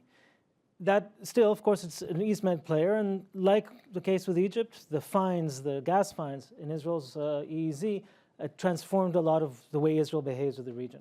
So first and foremost, when Israel looks at the East Med, it sees Turkey, of course, it sees Egypt and Turkey. But as Soner said, the weight of Turkey there really affects a lot of what Israel does. So of course, the Israel-Greek-Cypriot connection that we've seen in recent years, the absent player there is very absent and very present in a sense. That is, of course, Turkey. And added to that, the biggest concern in many respects, which is Egypt. After 2011, we saw Israel extremely concerned with the rise of the Morsi government, and then very relieved, unlike many others, but very relieved with the Sisi government and with a very close security connection, ties between the two countries. So when Israel looks at that, it sees several key interests. First, in terms of security, stability with Egypt, and the very close connection between ties to Egypt and the situation in Gaza. The Egyptian influence in Gaza, of course, is enormous and is absolutely crucial for Israel in any case of new configuration with Gaza, with Hamas in Gaza, which is unfortunately always a possibility. The second is the Turkish question. And it's interesting. On the one hand, throughout the years of crisis between Israel and Turkey, we saw Israeli-Turkish trade continue, almost apace. There was very little disruption there. But throughout these years, Israel has also learned, I think Soner put it very well, it's very skeptical of Erdogan's approach. So Israel is now, and this is across both governments, the previous government and this government in Israel, is sort of certainly willing to have this rapprochement with Turkey. It prefers rapprochement with Turkey than the opposite, but it has extremely low faith that this is necessarily long-lasting or that this is not contingent on Erdogan's own interests that may change tomorrow. So, as Soner said, Israel's keen to have good relations with Turkey, good with brackets around it, but of course we'll continue to try, certainly, to build upon the relations with the Greeks and the Greek Cypriots, and of course with Egypt, which is an interest that almost predates all this. The second issue for Israel is that with the very substantial gas fines, they're not as big as some, but for Israel they're very large gas fines, Israel has a new security concern that it didn't have in the past. As I said, Israel was always eastward looking, and you can see it even in the structure of the military. The Navy is by far the smallest and least important part of the main branches of the Israeli military. But suddenly the gas fines mean that Israel is very susceptible to attacks on its naval facilities, on its maritime facilities, I should say, especially from Hezbollah in Lebanon. And that created a whole new set of concerns. It, of course, feeds into the question of the maritime border with Lebanon, but it also means that suddenly Israel invests in this and is looking to gas and to the exportation of gas as a national issue. Does it go to LNG in the Egyptian facilities that have spare capacity? Questions of FLNG, of floating LNG that are now rising and certainly look possible. Early on, many questions of could there be pipelines through Turkey itself, perhaps through Cyprus, which then would also touch on questions of Cypriot and Turkish EEZ and all sorts of issues that are bigger than Israel. So a second major concern, of course, that comes for Israel. And with the war in Ukraine, a combination of new problems. On the one hand, the price of gas rising dramatically and therefore new economic opportunities, suddenly an importance for this gas in Europe. But also a very difficult question for Israel. Israel knows who its best friend is, and that is the United States. It's very, very clear. But as Israelis say time and time again, they see Russia as their neighbor to the north because of Russia's presence in Syria. So Israel's early already in the crisis in the Ukraine found itself trying to hedge. At the time, Prime Minister Bennett and Foreign Minister Lapid played a good cop, bad cop towards Russia, with Lapid saying all the right things for the United States, Bennett, the Prime Minister at the time, staying relatively silent and, in fact, meeting with Putin several times. Now, with Netanyahu, we see a continuation of this, perhaps even more hedging towards the Russian side. You hear a lot in Washington of Israel not taking sides and not playing nice. Israelis will often complain that they have voted all the right ways, said all the right words, but clearly there's sort of a difficulty here. And for Israel, this goes back again to basic security needs. From Israel's perspective, its ability to operate in Syria and to prevent the transfer of precision munition to Hezbollah or the creation of domestic capability of manufacturing precision munition by Hezbollah is absolutely crucial. And therefore, Israel wants to play nice with Russia. And this again ties into Israel's interest also in stability in Lebanon and the possibility and what we saw with the maritime border there between Israel and Lebanon. So to sum, Israel finds itself both a major player in the East Med with gas, with important ties with Egypt, important ties with Turkey, but fundamentally it is a country looking south, east, north, not so much west to the sea. And in that sense, in the East Med, it's an opportunistic player. Where it can hedge with Turkey, it hedges with Turkey. Where it can further its interest with Egypt, it certainly wants to do that before anything, perhaps. But it's not one that is now going to try to orchestrate anything in Libya or to look beyond it. And even with Cyprus and Greece and Turkey, Israel does not have any delusions that it will orchestrate something between them or shift the balance in power there. In the East Med, Israel's now very active, but yet opportunistic. This remains a second-order region for Israel, despite its importance. Can I ask Nathan for a very quick follow-up questions on the recent Israeli-Libyan talks? What is your opinion on that? Do they fit into this attitude of Israel that you just described? Well, there's sort of two sides to this. On the one hand, the existence of the talks fits in well to Israel's attempt at rapprochement with any Arab country and any Muslim country it can find.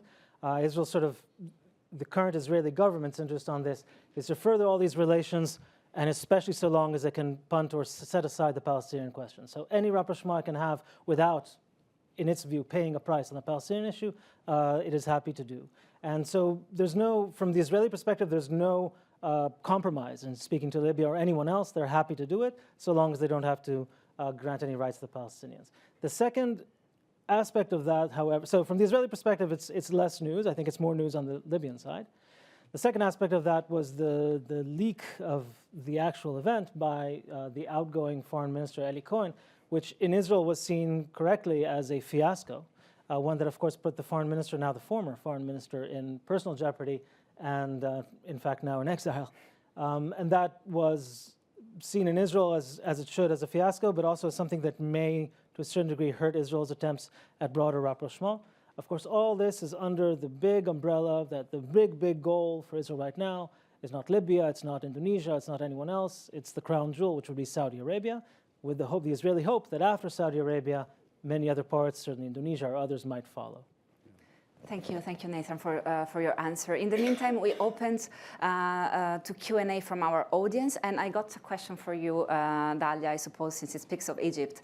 How does Egypt demonstrate to its citizens visible benefits from and sharing of the profits from the East Med gas sale? For instance, maintenance of their own electricity via simply selling gas to outside countries?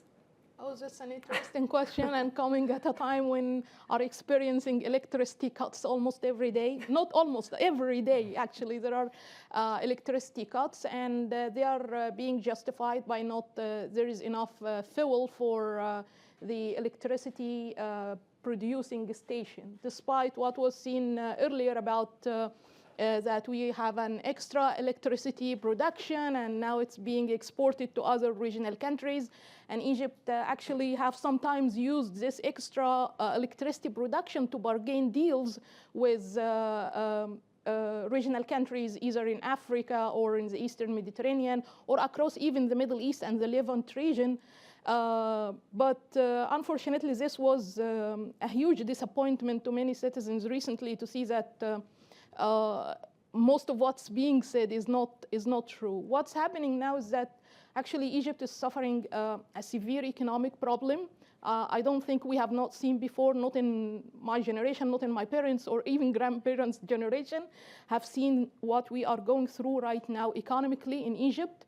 And this consequently is affecting any gains, or let's say it's swallowing any gains or progress that Egypt is doing in the Eastern Mediterranean. Of course, Egypt is, we cannot say that it's not successful in the Eastern, it is successful in the Eastern Mediterranean, but still we cannot see this success simply because the whole economic situation and also the policies taken to manage this economic situation right now are very messy.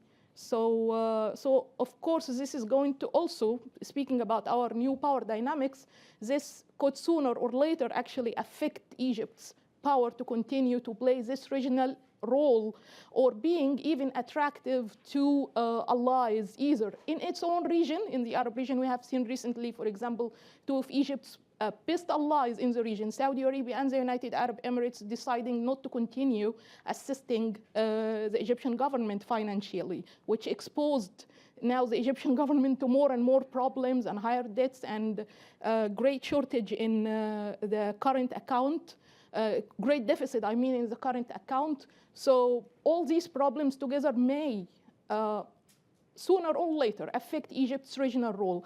And we have seen this, for example, recently in the Renaissance Dam issue. Ethiopia was able to do what it wants, despite all Egypt's pleading to negotiate or make a deal with Ethiopia to protect Egypt's right in the Nile River. We have seen also this happening in Sudan, when this very disappointing moment when Egyptian soldiers were captured by the Rapid Support Forces a few months ago, not a few months, I mean, some months ago when the civil war started in Sudan and the conflict started in Sudan. And unfortunately, Egypt did not intervene. Egypt waited for the United Arab Emirates to come all the way from the Gulf to release the Egyptian soldiers. This was very disappointing. And I think all this, again, links to the economic disaster we are living right now. Yeah, Of course, the economic crisis in Egypt, internal dynamics, they do impact on a country's foreign projection. Can I ask, you already somehow made a prediction.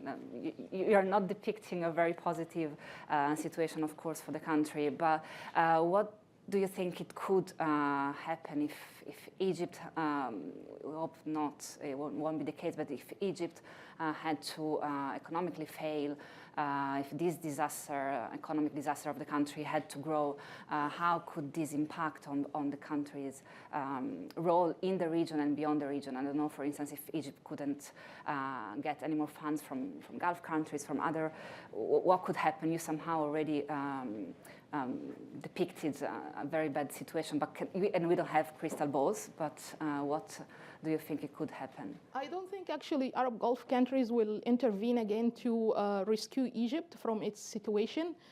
But somehow this is also, let's say, like look at the bright side of the situation, which is pushing Egypt to seek alliances with new partners, which it wouldn't normally partner with if the situation was still good with Arab Gulf countries, or it was in the situation it was, let's say, 7 or 8 years ago, when it is protected, I mean, by its Arab sphere.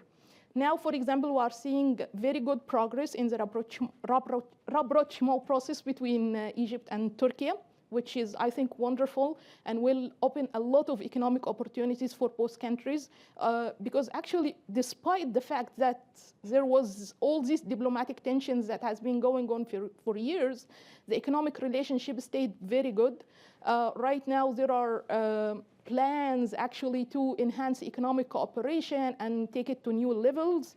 Turkish tourism is increasing in Egypt. I mean, the tourist turnover to Egypt from Turkey is increasing, which is compensating for the loss or the absence of the Russian and Ukrainian tourists who are normally the tourists who come to Egypt. Somehow there is some kind of new balance that Egypt is trying to create with its Eastern Mediterranean allies, including Turkey and also Greece and Cyprus and Israel, of course, in order to compensate for its diminishing role on the Middle Eastern side or among its traditional Arab allies.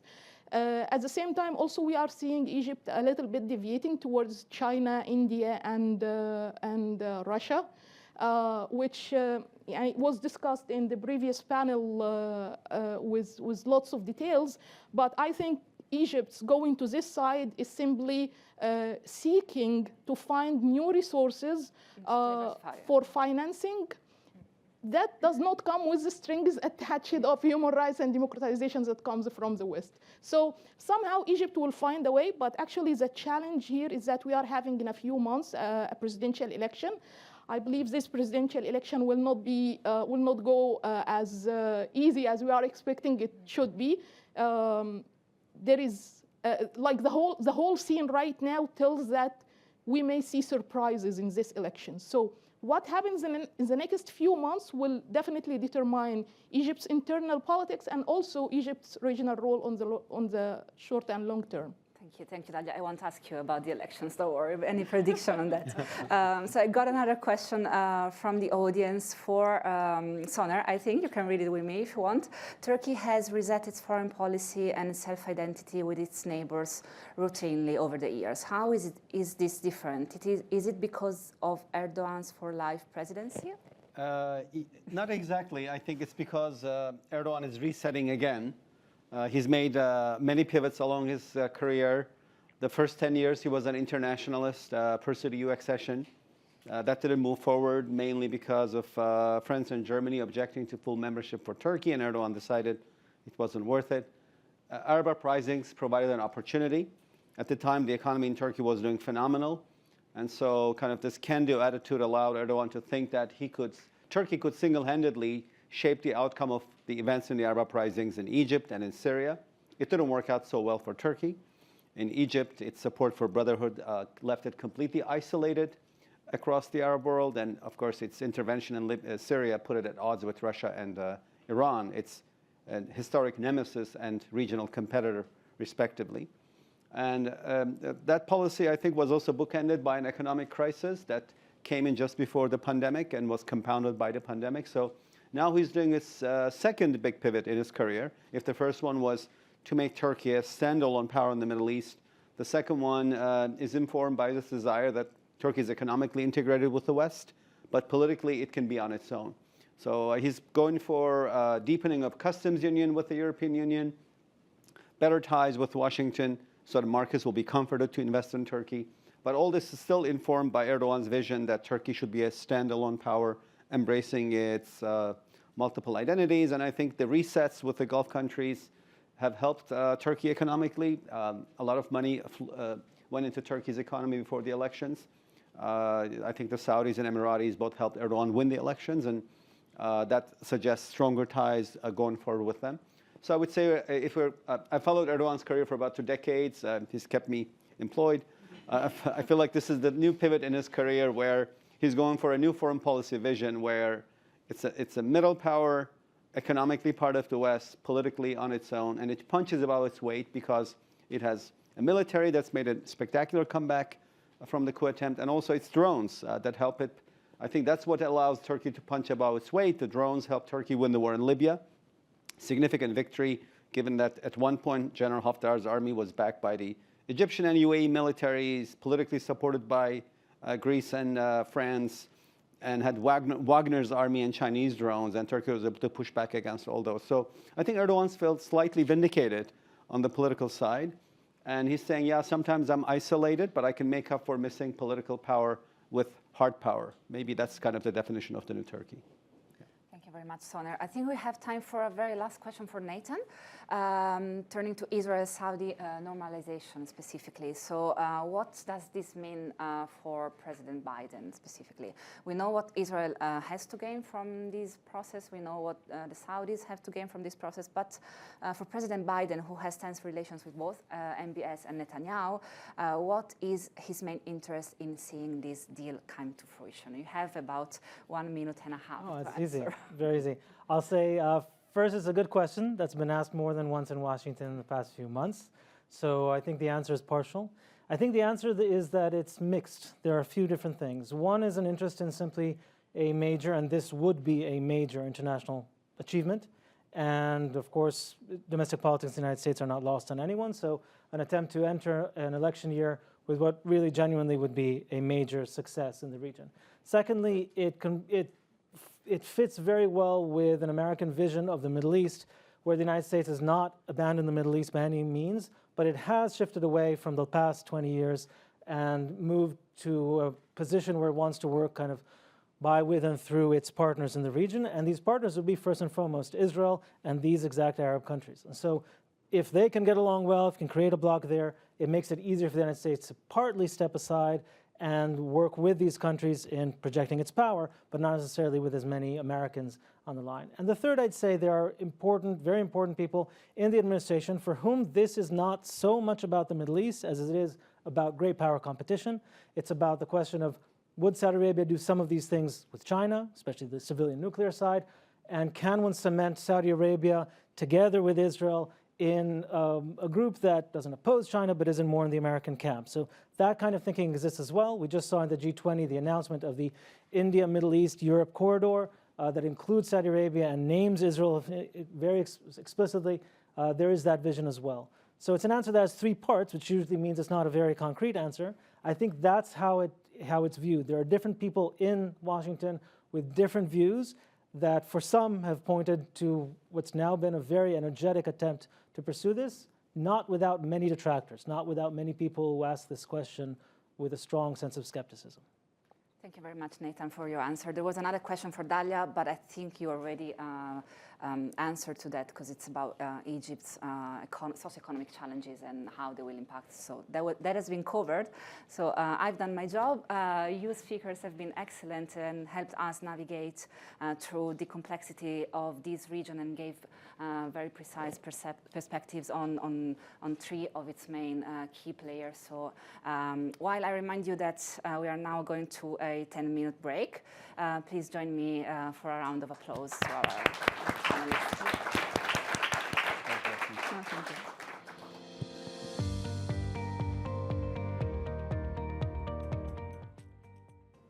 Well, good morning, everyone. I am Karim Mizran. I'm the director of the North Africa program at the Atlantic Council, Rafik Hariri Center for the Study of the Middle East at the Atlantic Council. We have this third panel, which is, as my Latin ancestor used to say, dulcis in fundo, the sweetest at the end. In fact, we have very important, very interesting speakers in this panel, and I'm very looking forward to a strong debate, which concludes all we have been saying during the whole day. We have with us John Alterman, Intisar Fakir, and on video on the web, Alessia Mercangi from Rome or from Catania. I still haven't figured it out yet. But let's start. We don't have enough time to discuss everything we have to discuss. Start with John. John Alterman, who is the Senior Vice President and the Director of the Middle East Program at CSIS, the Center for the Study of International Studies. Prior to joining CSIS, he served as a member of the policy planning staff at the U.S. Department of State, a special assistant to the Assistant Secretary of State for Near Eastern Affairs. He was a teacher at Harvard, where he took his PhD. He's one of the main commentators, scholars on the Middle East in Washington, D.C. I remember him as a mentor since the very first few years I came here, always looking up to John and because I'm very tall. Yeah. Not only for that. I should say, not only for that. I always learned a lot from your teachings and your readings. So I'm really looking forward to have you here. Thank you very much for giving us the honor of joining in this moment. And I would like to ask you the most general question possible in this moment. What do you see is going on in the Maghrebi part of the Mediterranean, in this fluid situation between Southern Europe, North Africa, the Sahel, combining with all the superpowers and regional powers influences? It's really, when I talk to our students, they all get very confused by this. They'll say they see new alliances changing into old alliances, changing into new alliances, new conflicts getting endemic. The Libya situation is becoming gangrene, getting only worse and worse. Other countries were supposed to go good, like Tunisia, falling behind. Egypt is, as we've seen from the first panel, is a country in danger. It has an incredible projection of powers in the area, but a very weak economic situation that translates in a very weak, with social tensions and so on. The floor is yours, my friend. How much time do you have? Half an hour. Oh, good. I mean, it seems to me. Thank you very much for that very kind. If I tell you half an hour. Thank you very much for that kind introduction. It seems to me that we're in a very different place than we've been in the Maghreb and in North Africa, because traditionally it's not been a place of contestation of great powers. Libya got attention under Gaddafi from everybody in the world, but it really wasn't. It wasn't part of the Cold War. It wasn't a place where great powers clashed. Egypt was always tied into Levant, and while Egypt was part of the Cold War, it was not part of the Maghreb's experience of the Cold War and great power contestation. I think at the time that the Ukraine war started, and that's what you had asked me to talk about, there wasn't initially a sense that it mattered. I was in Egypt in March 2022, and an Egyptian friend taught me the expression "la naqa li fi wala jamal," right? It's basically the Arabic version of "I don't have a dog in this fight." And the Egyptians were sort of confident that this was somebody else's problem. And as we know, Egypt's been profoundly affected by this war in Ukraine because it's affected everything that Egypt does with the United States, everything Egypt does with Russia, everything Egypt does with Libya, and so on. I think the two most important places to talk about in North Africa are first Egypt, and second Libya, as you mentioned. Egypt has a series of problems which really started with the Ukraine war. Galloping inflation, difficulty accessing financing, capital flight. Egypt's had a profoundly difficult time calibrating its global position. Egypt thought it had that sort of figured out. It had figured out how to use Gulf support. It had figured out how to engage with the United States and Russia and China. All of that has become much, much more complicated. And I think Egypt, in many ways, has had difficulty, especially on the US-Russia side, and has burned bridges on both sides. As we know, in March, Egypt had to back off from a plan to supply munitions to Russia because the United States found out about it. I think this has become a strained relationship, and it didn't used to be. It has an important relationship with Russia. Russia is building the Daba nuclear reactor on the Mediterranean. There was always a sense that Egypt had, certainly when I was there in recent years, that they could use the prospect of being in between the three great powers to get more out of each of them. And I think in many ways that's collapsed. The only country that's really strategically investing in Egypt right now is China. And it does it for commercial purposes because the Suez Canal is so important for Chinese trade. But I sense that the Russians are much less able to help Egypt, much less interested in helping Egypt. The Americans have a much more strained relationship with Egypt than was the case just a few years ago. And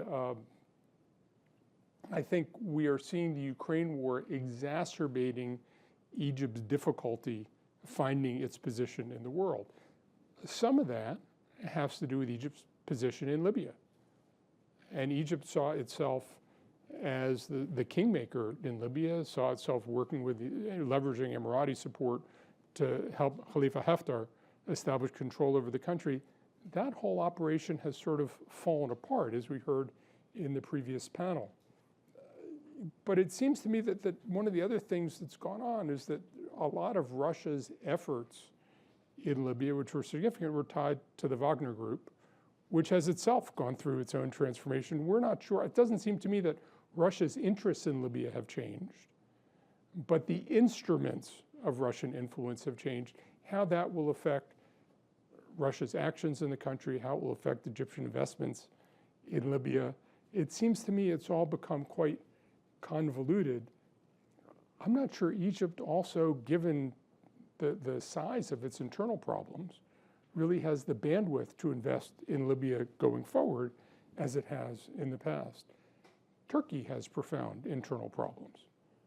And will Turkey's internal economic problems change the way it engages with Libya? Libya, partly, it's not so much that it was a vacuum, but it became the crossroads of profound international involvement in North Africa, more than ever before. And it seems to me that that all is cast into dynamism in the wake of the Ukraine war as all the great power relations change as well. The last thing to say about Libya, just briefly, is wondering whether the consequences of a flood in Derna and the potential for significant international relief support somehow changes the equation in Libya, creates an opportunity for international cooperation between antagonists, creates the opportunity for international support to go across the country and change the political environment. You know so much more about Libya than I do, but it seems to me that we're in a moment when Libya, because it is necessarily involved in this international relief effort, might be unstuck after more than a decade of internal conflict. Looking elsewhere in the region, it strikes me that Tunisia, which had been the darling of the international community, the one positive story after the Arab Spring, has burned a lot of those bridges. I think there's a lot more circumspection about Libya, a lot less willingness to support Libya internally. Some Gulf Arab support, but not a huge amount of Gulf Arab support. So it seems to me that Libya has been put into question. Commodity prices have risen tremendously and they've hurt Libya. It's hard to get some basic foodstuffs. It's cast their whole food supply system into doubt, but it doesn't seem to have had a political effect yet. So it seems to me that the Ukraine war, because of its effect on commodity prices and the supply of commodities, has made Tunisia move into an even more tenuous domestic situation than it had been before. To me, if we look at Morocco, which has always portrayed itself as sort of the darling of the international business community, their reluctance to take assistance for the earthquake victims is a sign of distrust in Morocco, which I think tells you sort of where Morocco has moved. The government's reluctance to engage much with international partners, I think, is notable. Algeria, I'll just say, is always complicated, continues to be so after the Ukraine war. I think the other thing to note is that in many ways, North Africa used to be the province of French foreign policy. This was a place that, because of language, because of large expatriate communities in France, France always had an intimacy with North Africa that other countries didn't have. We see the distrust of French actions in North Africa, I think, being an important marker that really nobody's dominant in North Africa. There isn't the same clear division of spheres of influence between powers. There isn't a steady French hand to guide things. I think it suggests a North Africa that is between powers, and it may be that Libya is the harbinger of a much more complicated set of international relationships in North Africa. It seems to me that with nobody in control, with no clear endpoint, with lots of countries looking to advance their marginal interests, and nobody willing to assert leadership over the region, that we may be looking at a much more complicated future for North Africa, arguably one where the countries themselves have more agency over their future, but also ones where the expectations of aid they've had in the past may be hard to meet in the years ahead. Thank you. Thank you very much. A lot of food for thought, definitely. Now, it's interesting what you said, because we, in premise, when I look at the North Africa, I tend to look at with a European point of view, even though I live here and I have to have the American point of view. And you're right, we're going to see a very much more complicated area for the intervention. There's no more a French predominance where every other European would simply follow that. The Germans, the Italians, the Spanish would have to have their own saying now. There will be more agency in the sense of the local states, and this complicates much more than before the situation, the contemporary, and how we're going to go move forward. Thank you very much. Now I'd like to pass to Alessia Mercangi, who is a professor at the La Sapienza University in Rome, a senior fellow for the North Africa and Middle East program here at the Atlantic Council, a non-resident senior fellow, and a fellow at the Middle East Department of Social Science and Economics at La Sapienza University. Alessia, we'd like to ask you more specifically on Italy, the new look in North Africa in the wake of the conflict and the Piano Mattei and the dynamism. What do you think about that? Can you tell us? Can you provide us a European point of view, more an Italian point of view? Because we have all appreciated the dynamism of the new Italian Meloni government and the launching of Piano Mattei as a new version of what Italy plans to do. But is there some subsistence, some consistency in this? Thank you, Karim. First of all, let me thank all the friends and colleagues of the Atlantic Council and the Italian Institute for International Political Studies, ISPI, for inviting me in this prestigious event, and it's an honor to be part of it. So, going back to your question, what we can say about the Italian proposal, this proposal of Piano Mattei. Of course, these follow a sort of new look that is proposed by the government of the Prime Minister Meloni. And of course, it's well known that even before the Ukraine war, with the failure of the so-called Arab Spring and the failure of the Barcelona process, as we know, the Barcelona process was launched in 1995 with the aim of strengthening relations between Europe and the southern Mediterranean countries. Europe withdrew from an active posture and policy toward Mediterranean and Africa. And that was a mistake made by Europe, which opened the gate for other actors to increase their grip in the region. I think that there is a clear desire of Italy to press Europe to play a more active role in the Mediterranean. For this reason, this proposal tries to rebalance it, to put once again on the desk of the European Commission the importance of the Mediterranean. Think, for example, about the name Mattei itself might underline the desire of a new form of cooperation without the perception of patronizing the past European project head toward African countries. It's not a mystery that often African and North African states felt this patronizing attitude by the European Commission. This is something that did not work in the past, and there is a need of a new approach, a new look. Piano Mattei is a multi-layer and ambitious long-term project. It's a sort of trigger of change in different fields, such as energy and migration fields. Nevertheless, Italy has neither the financial nor the human capacity to launch such ambitious projects alone. The Piano Mattei has not possibility of success, but as a European program. And obviously, the US might be a pillar and a trigger for supporting this new perspective, taking in consideration the fact that Washington is now looking with a more focused interest to North Africa and the surrounding region. So only the West has financial, human resources, and technical capacities to support such a long-term project to enhance North-South collaboration. Of course, our common interest is making North African region less penetrable and vulnerable, or less passive and more active actor within the changing international system. Thank you very much. I'll get back to you in a second round. I'd like to first go deeper in the geographic area, and I'll ask Intisar Fakir, who is a senior fellow and director of the MEI Middle East Institute North Africa and Sahel program. She's an expert, obviously, on North Africa and Sahel. And before joining the Middle East Institute, she was a fellow at the Carnegie Endowment for International Peace.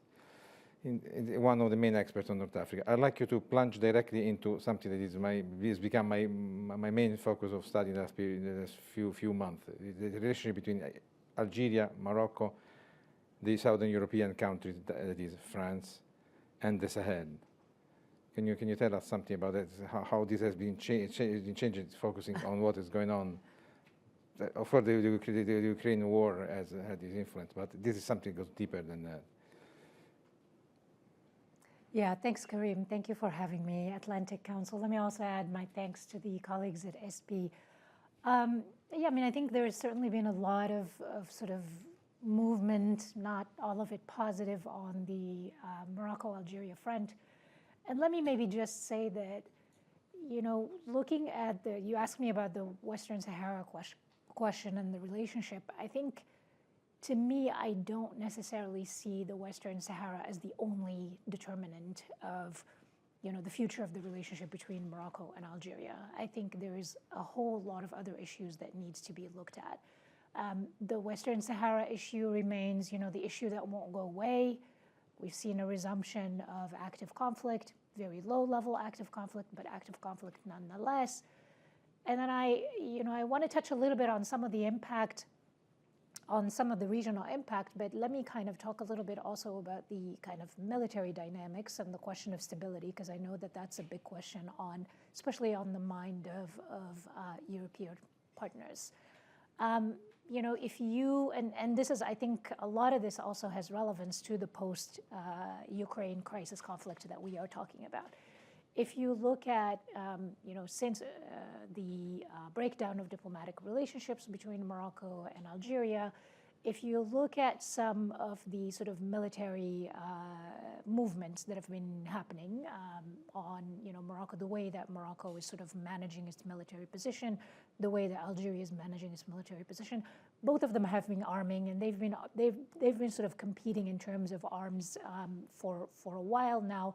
But I think what we see, particularly in the past year, is really a focus, at least on Morocco's side, to try to make up some of the imbalance, the military imbalance, because of course Algeria has a much bigger military, spends a lot more on its military power than Morocco does. I think Algeria's military spending is something like 10% of its GDPs. Morocco is more like 4%, so there is a big imbalance. And then, of course, Algeria has a lot more troops than Morocco does. So Morocco knows that it's not going to be able to kind of keep, to kind of make up that balance. So what they've tried to do is really be sort of clever about how to make up some of that imbalance by focusing on drones and by focusing on drone technology and air defenses. And this is, I think, where the relationship with Israel, the bilateral relationship with Israel comes in. One important element about the bilateral with Israel is that I don't think we can overstate the extent to which this has complicated the relationship between Morocco and Algeria. The Algerian regime, both military aspect of it and the civilian aspect of it, is very reluctant and very worried about having a Morocco that is very engaged with Israel, that is receiving Israeli technology, and I think that sort of adds to the tension as well. So that's a little bit on the military aspect of it.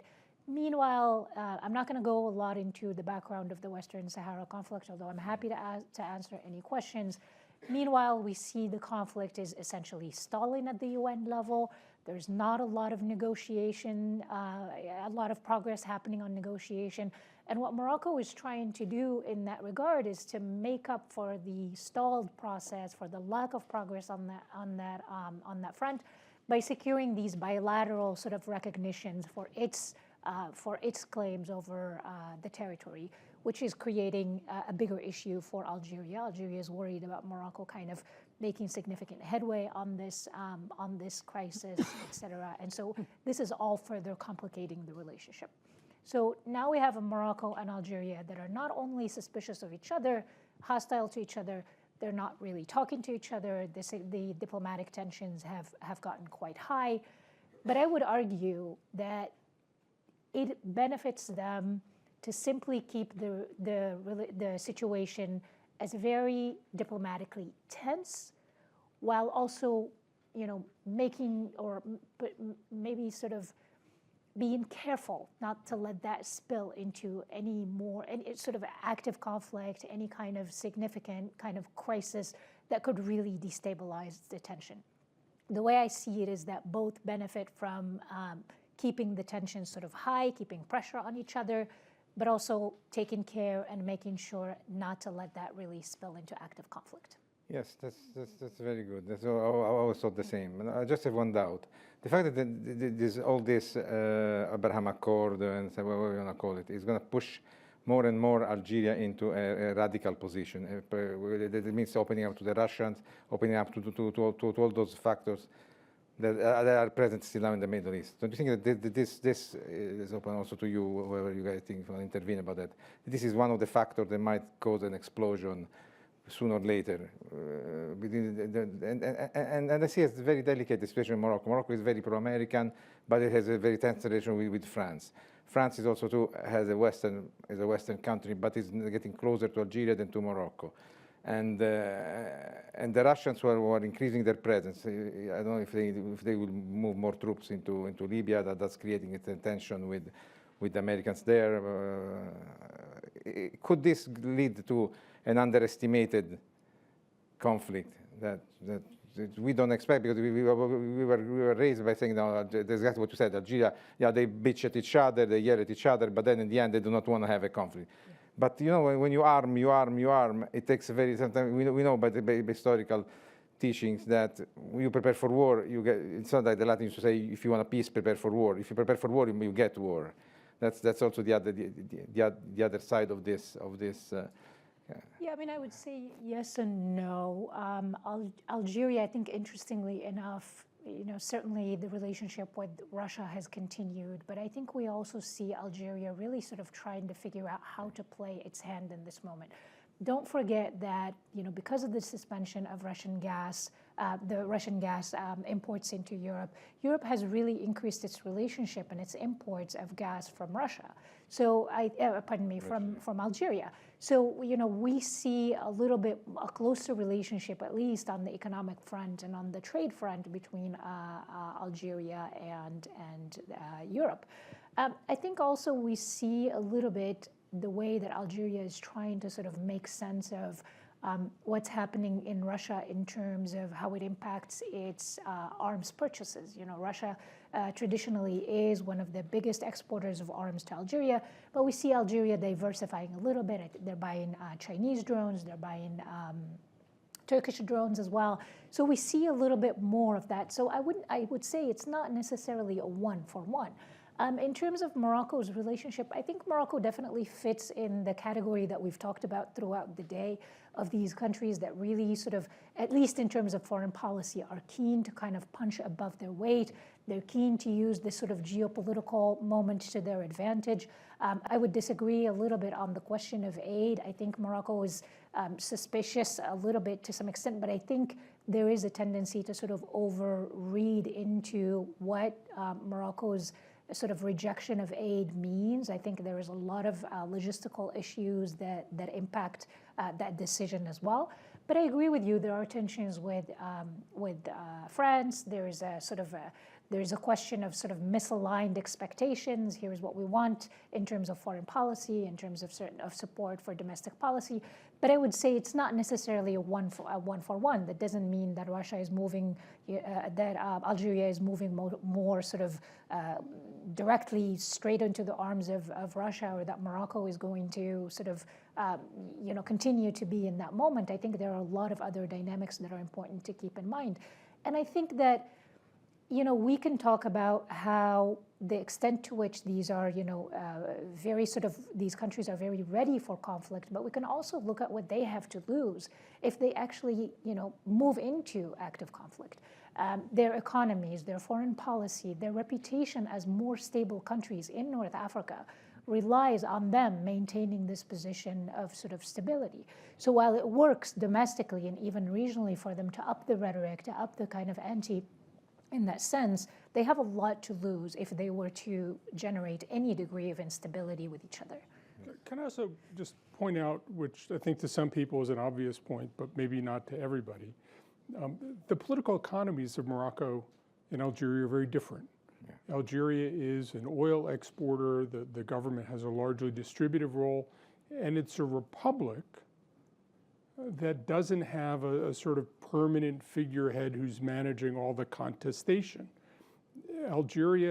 Morocco is a monarchy. It requires a quite active business community, which is tied into the elites. You don't really need to use the army as an employment mechanism the way you do in some of the other states. Mm-hmm. So I think that one of the things that we might get wrong is we might assume that these states are preparing for war when in fact what they're doing is they're responding to very different domestic incentives, which are profoundly different on these two sides. True. Even though both use the nationalism attitude as one of the main. Do you see, Alessia, do you see a possibility of changing of position of Algeria regarding Libya? So far, Algeria has always been in favor of negotiation, but it was because we have seen a weaker Algeria. Now, in the last couple of years, after the post-Bouteflika period, they are regaining a position of willingness. The changing of the constitution to allow the army to go out, etc. Do you think that they will try to go back to what the strong Algeria had as the balancing role in the Middle East, in North Africa, that is, balancing the role that the Egyptians are having in Libya and play a more active role there? And how do you reconcile that with all we've been saying now? And how would Italy react to that?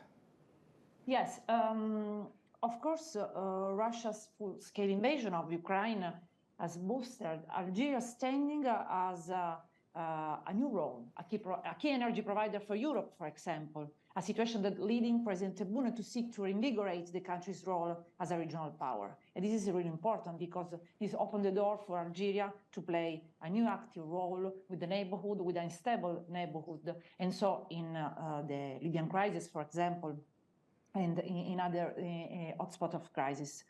And for example, the same for Egypt, which has recently witnessed significant development in the energy sector and has successfully transformed itself in few years into a natural gas export hub for Europe, as my colleague said before in the last panel.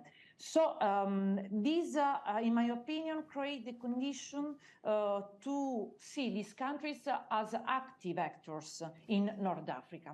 And so open the door for an active posture in different crises, something that I think is new.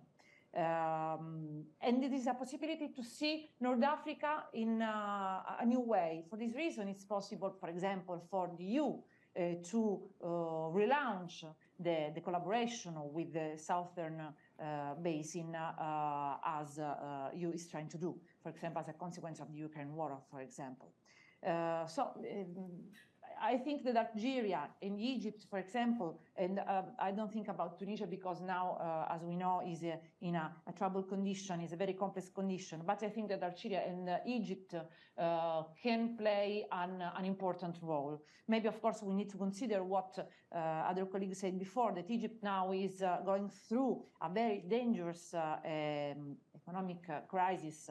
And so we need also to consider this and the next presidential election. But in any case, Algeria remain a solid and important actor in North Africa. And the geopolitical projection of this state, of course, is really important and have a lot of reverberation in all the neighborhood. Do you agree with this? And how do you see the situation in the Sahel influencing the behavior both of Morocco and of Algeria?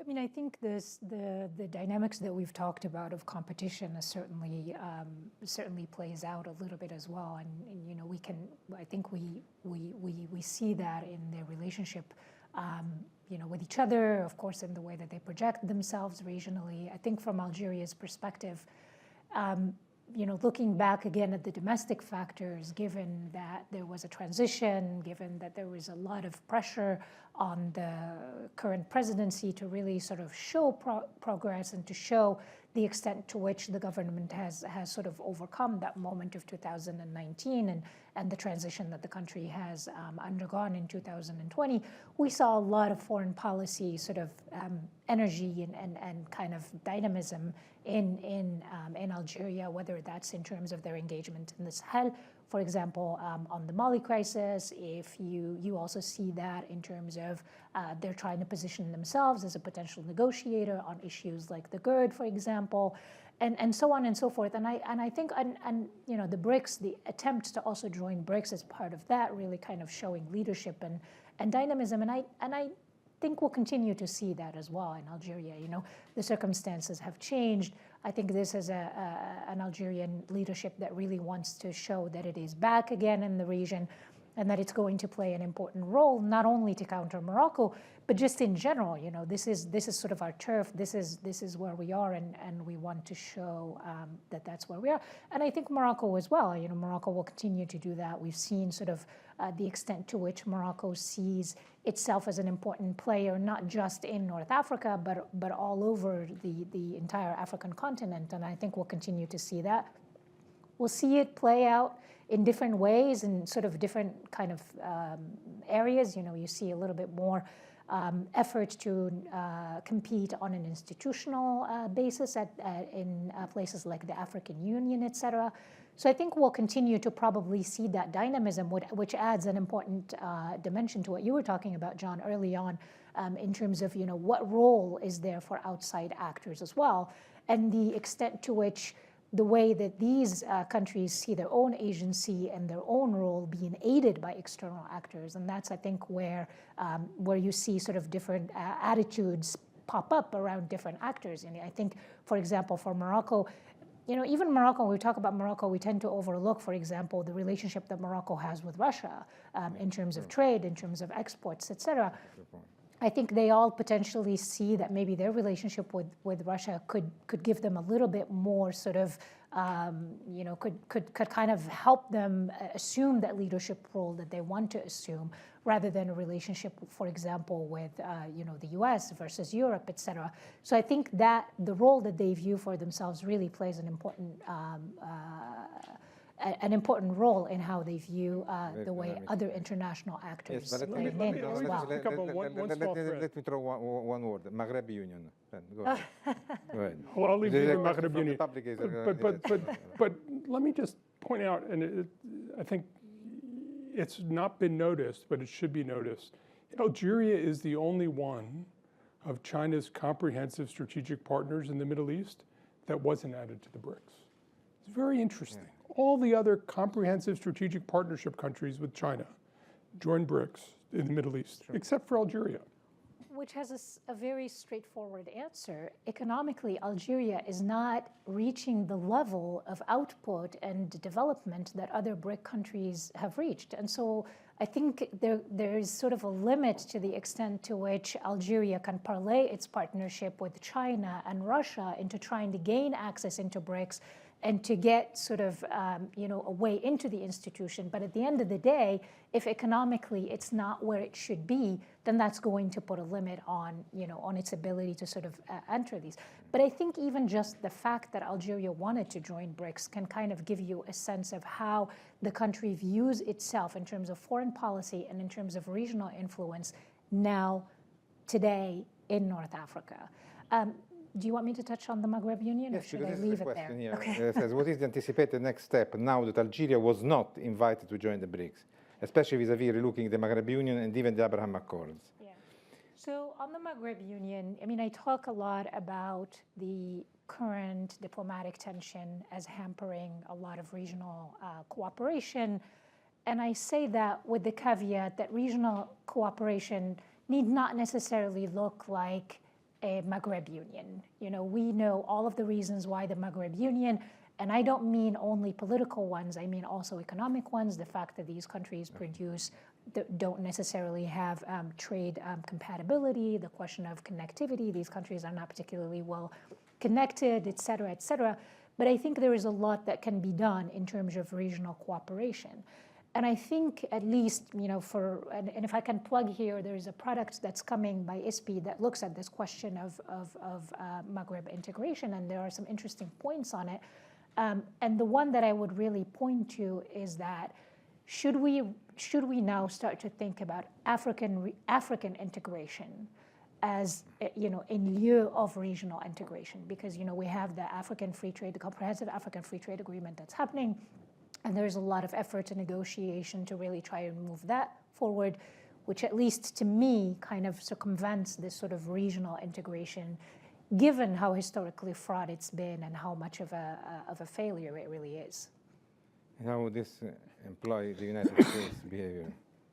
How would this change your perspective? This African, possible African tendency toward the integration at a larger regional vision rather than smaller would imply for the American foreign policy towards Africa? My sense is the U.S. is still rethinking its relationship to Africa, rethinking what Africa's population growth means for the future of the world, for the future of global power. Africa is not central to strategic thinking now, but it may become much more important, and we've already seen a lot of concern about Chinese investment inroads, political inroads in Africa. To me, Africa is still about Africa's potential, not about Africa's present. Obviously, there are obstacles to tight ties between the Maghreb and sub-Saharan Africa, namely the Sahara. So it's hard to do a lot with land trade. But it's still, I think, something to watch. And as Intisar pointed out, the Moroccans have been especially energetic for the last several decades, expanding into Africa. I think Algeria, less through commercial ties, because Algeria's commercial environment is different. But I think Algeria, through a sort of a more political line, is interested in having a larger role in Africa. Ultimately, you need both commerce and politics. And whether that creates a division or whether it creates a greater unity is yet to be seen. Thank you. I would like to go on for hours, but I think our time is over. And thank you very much. I ask you to congratulate our speakers, but wait, because at the end, we're going to have the conclusion by Lorenzo Forganti of ISPI. There are a few words of conclusion. But President, thank you very much. It is a great time. Thank you, Alessio. Thank you. Thank you very much, Karim. Ladies and gentlemen, we have come to the conclusion of this event. I was given the almost impossible task, I would say, but above all, the honor of drawing some conclusions from these meaningful discussions, for which, on behalf of the organizers, I would like to thank our exceptional panelists. I will briefly try to throw out a few remarks that I believe reflect the added value of our joint event.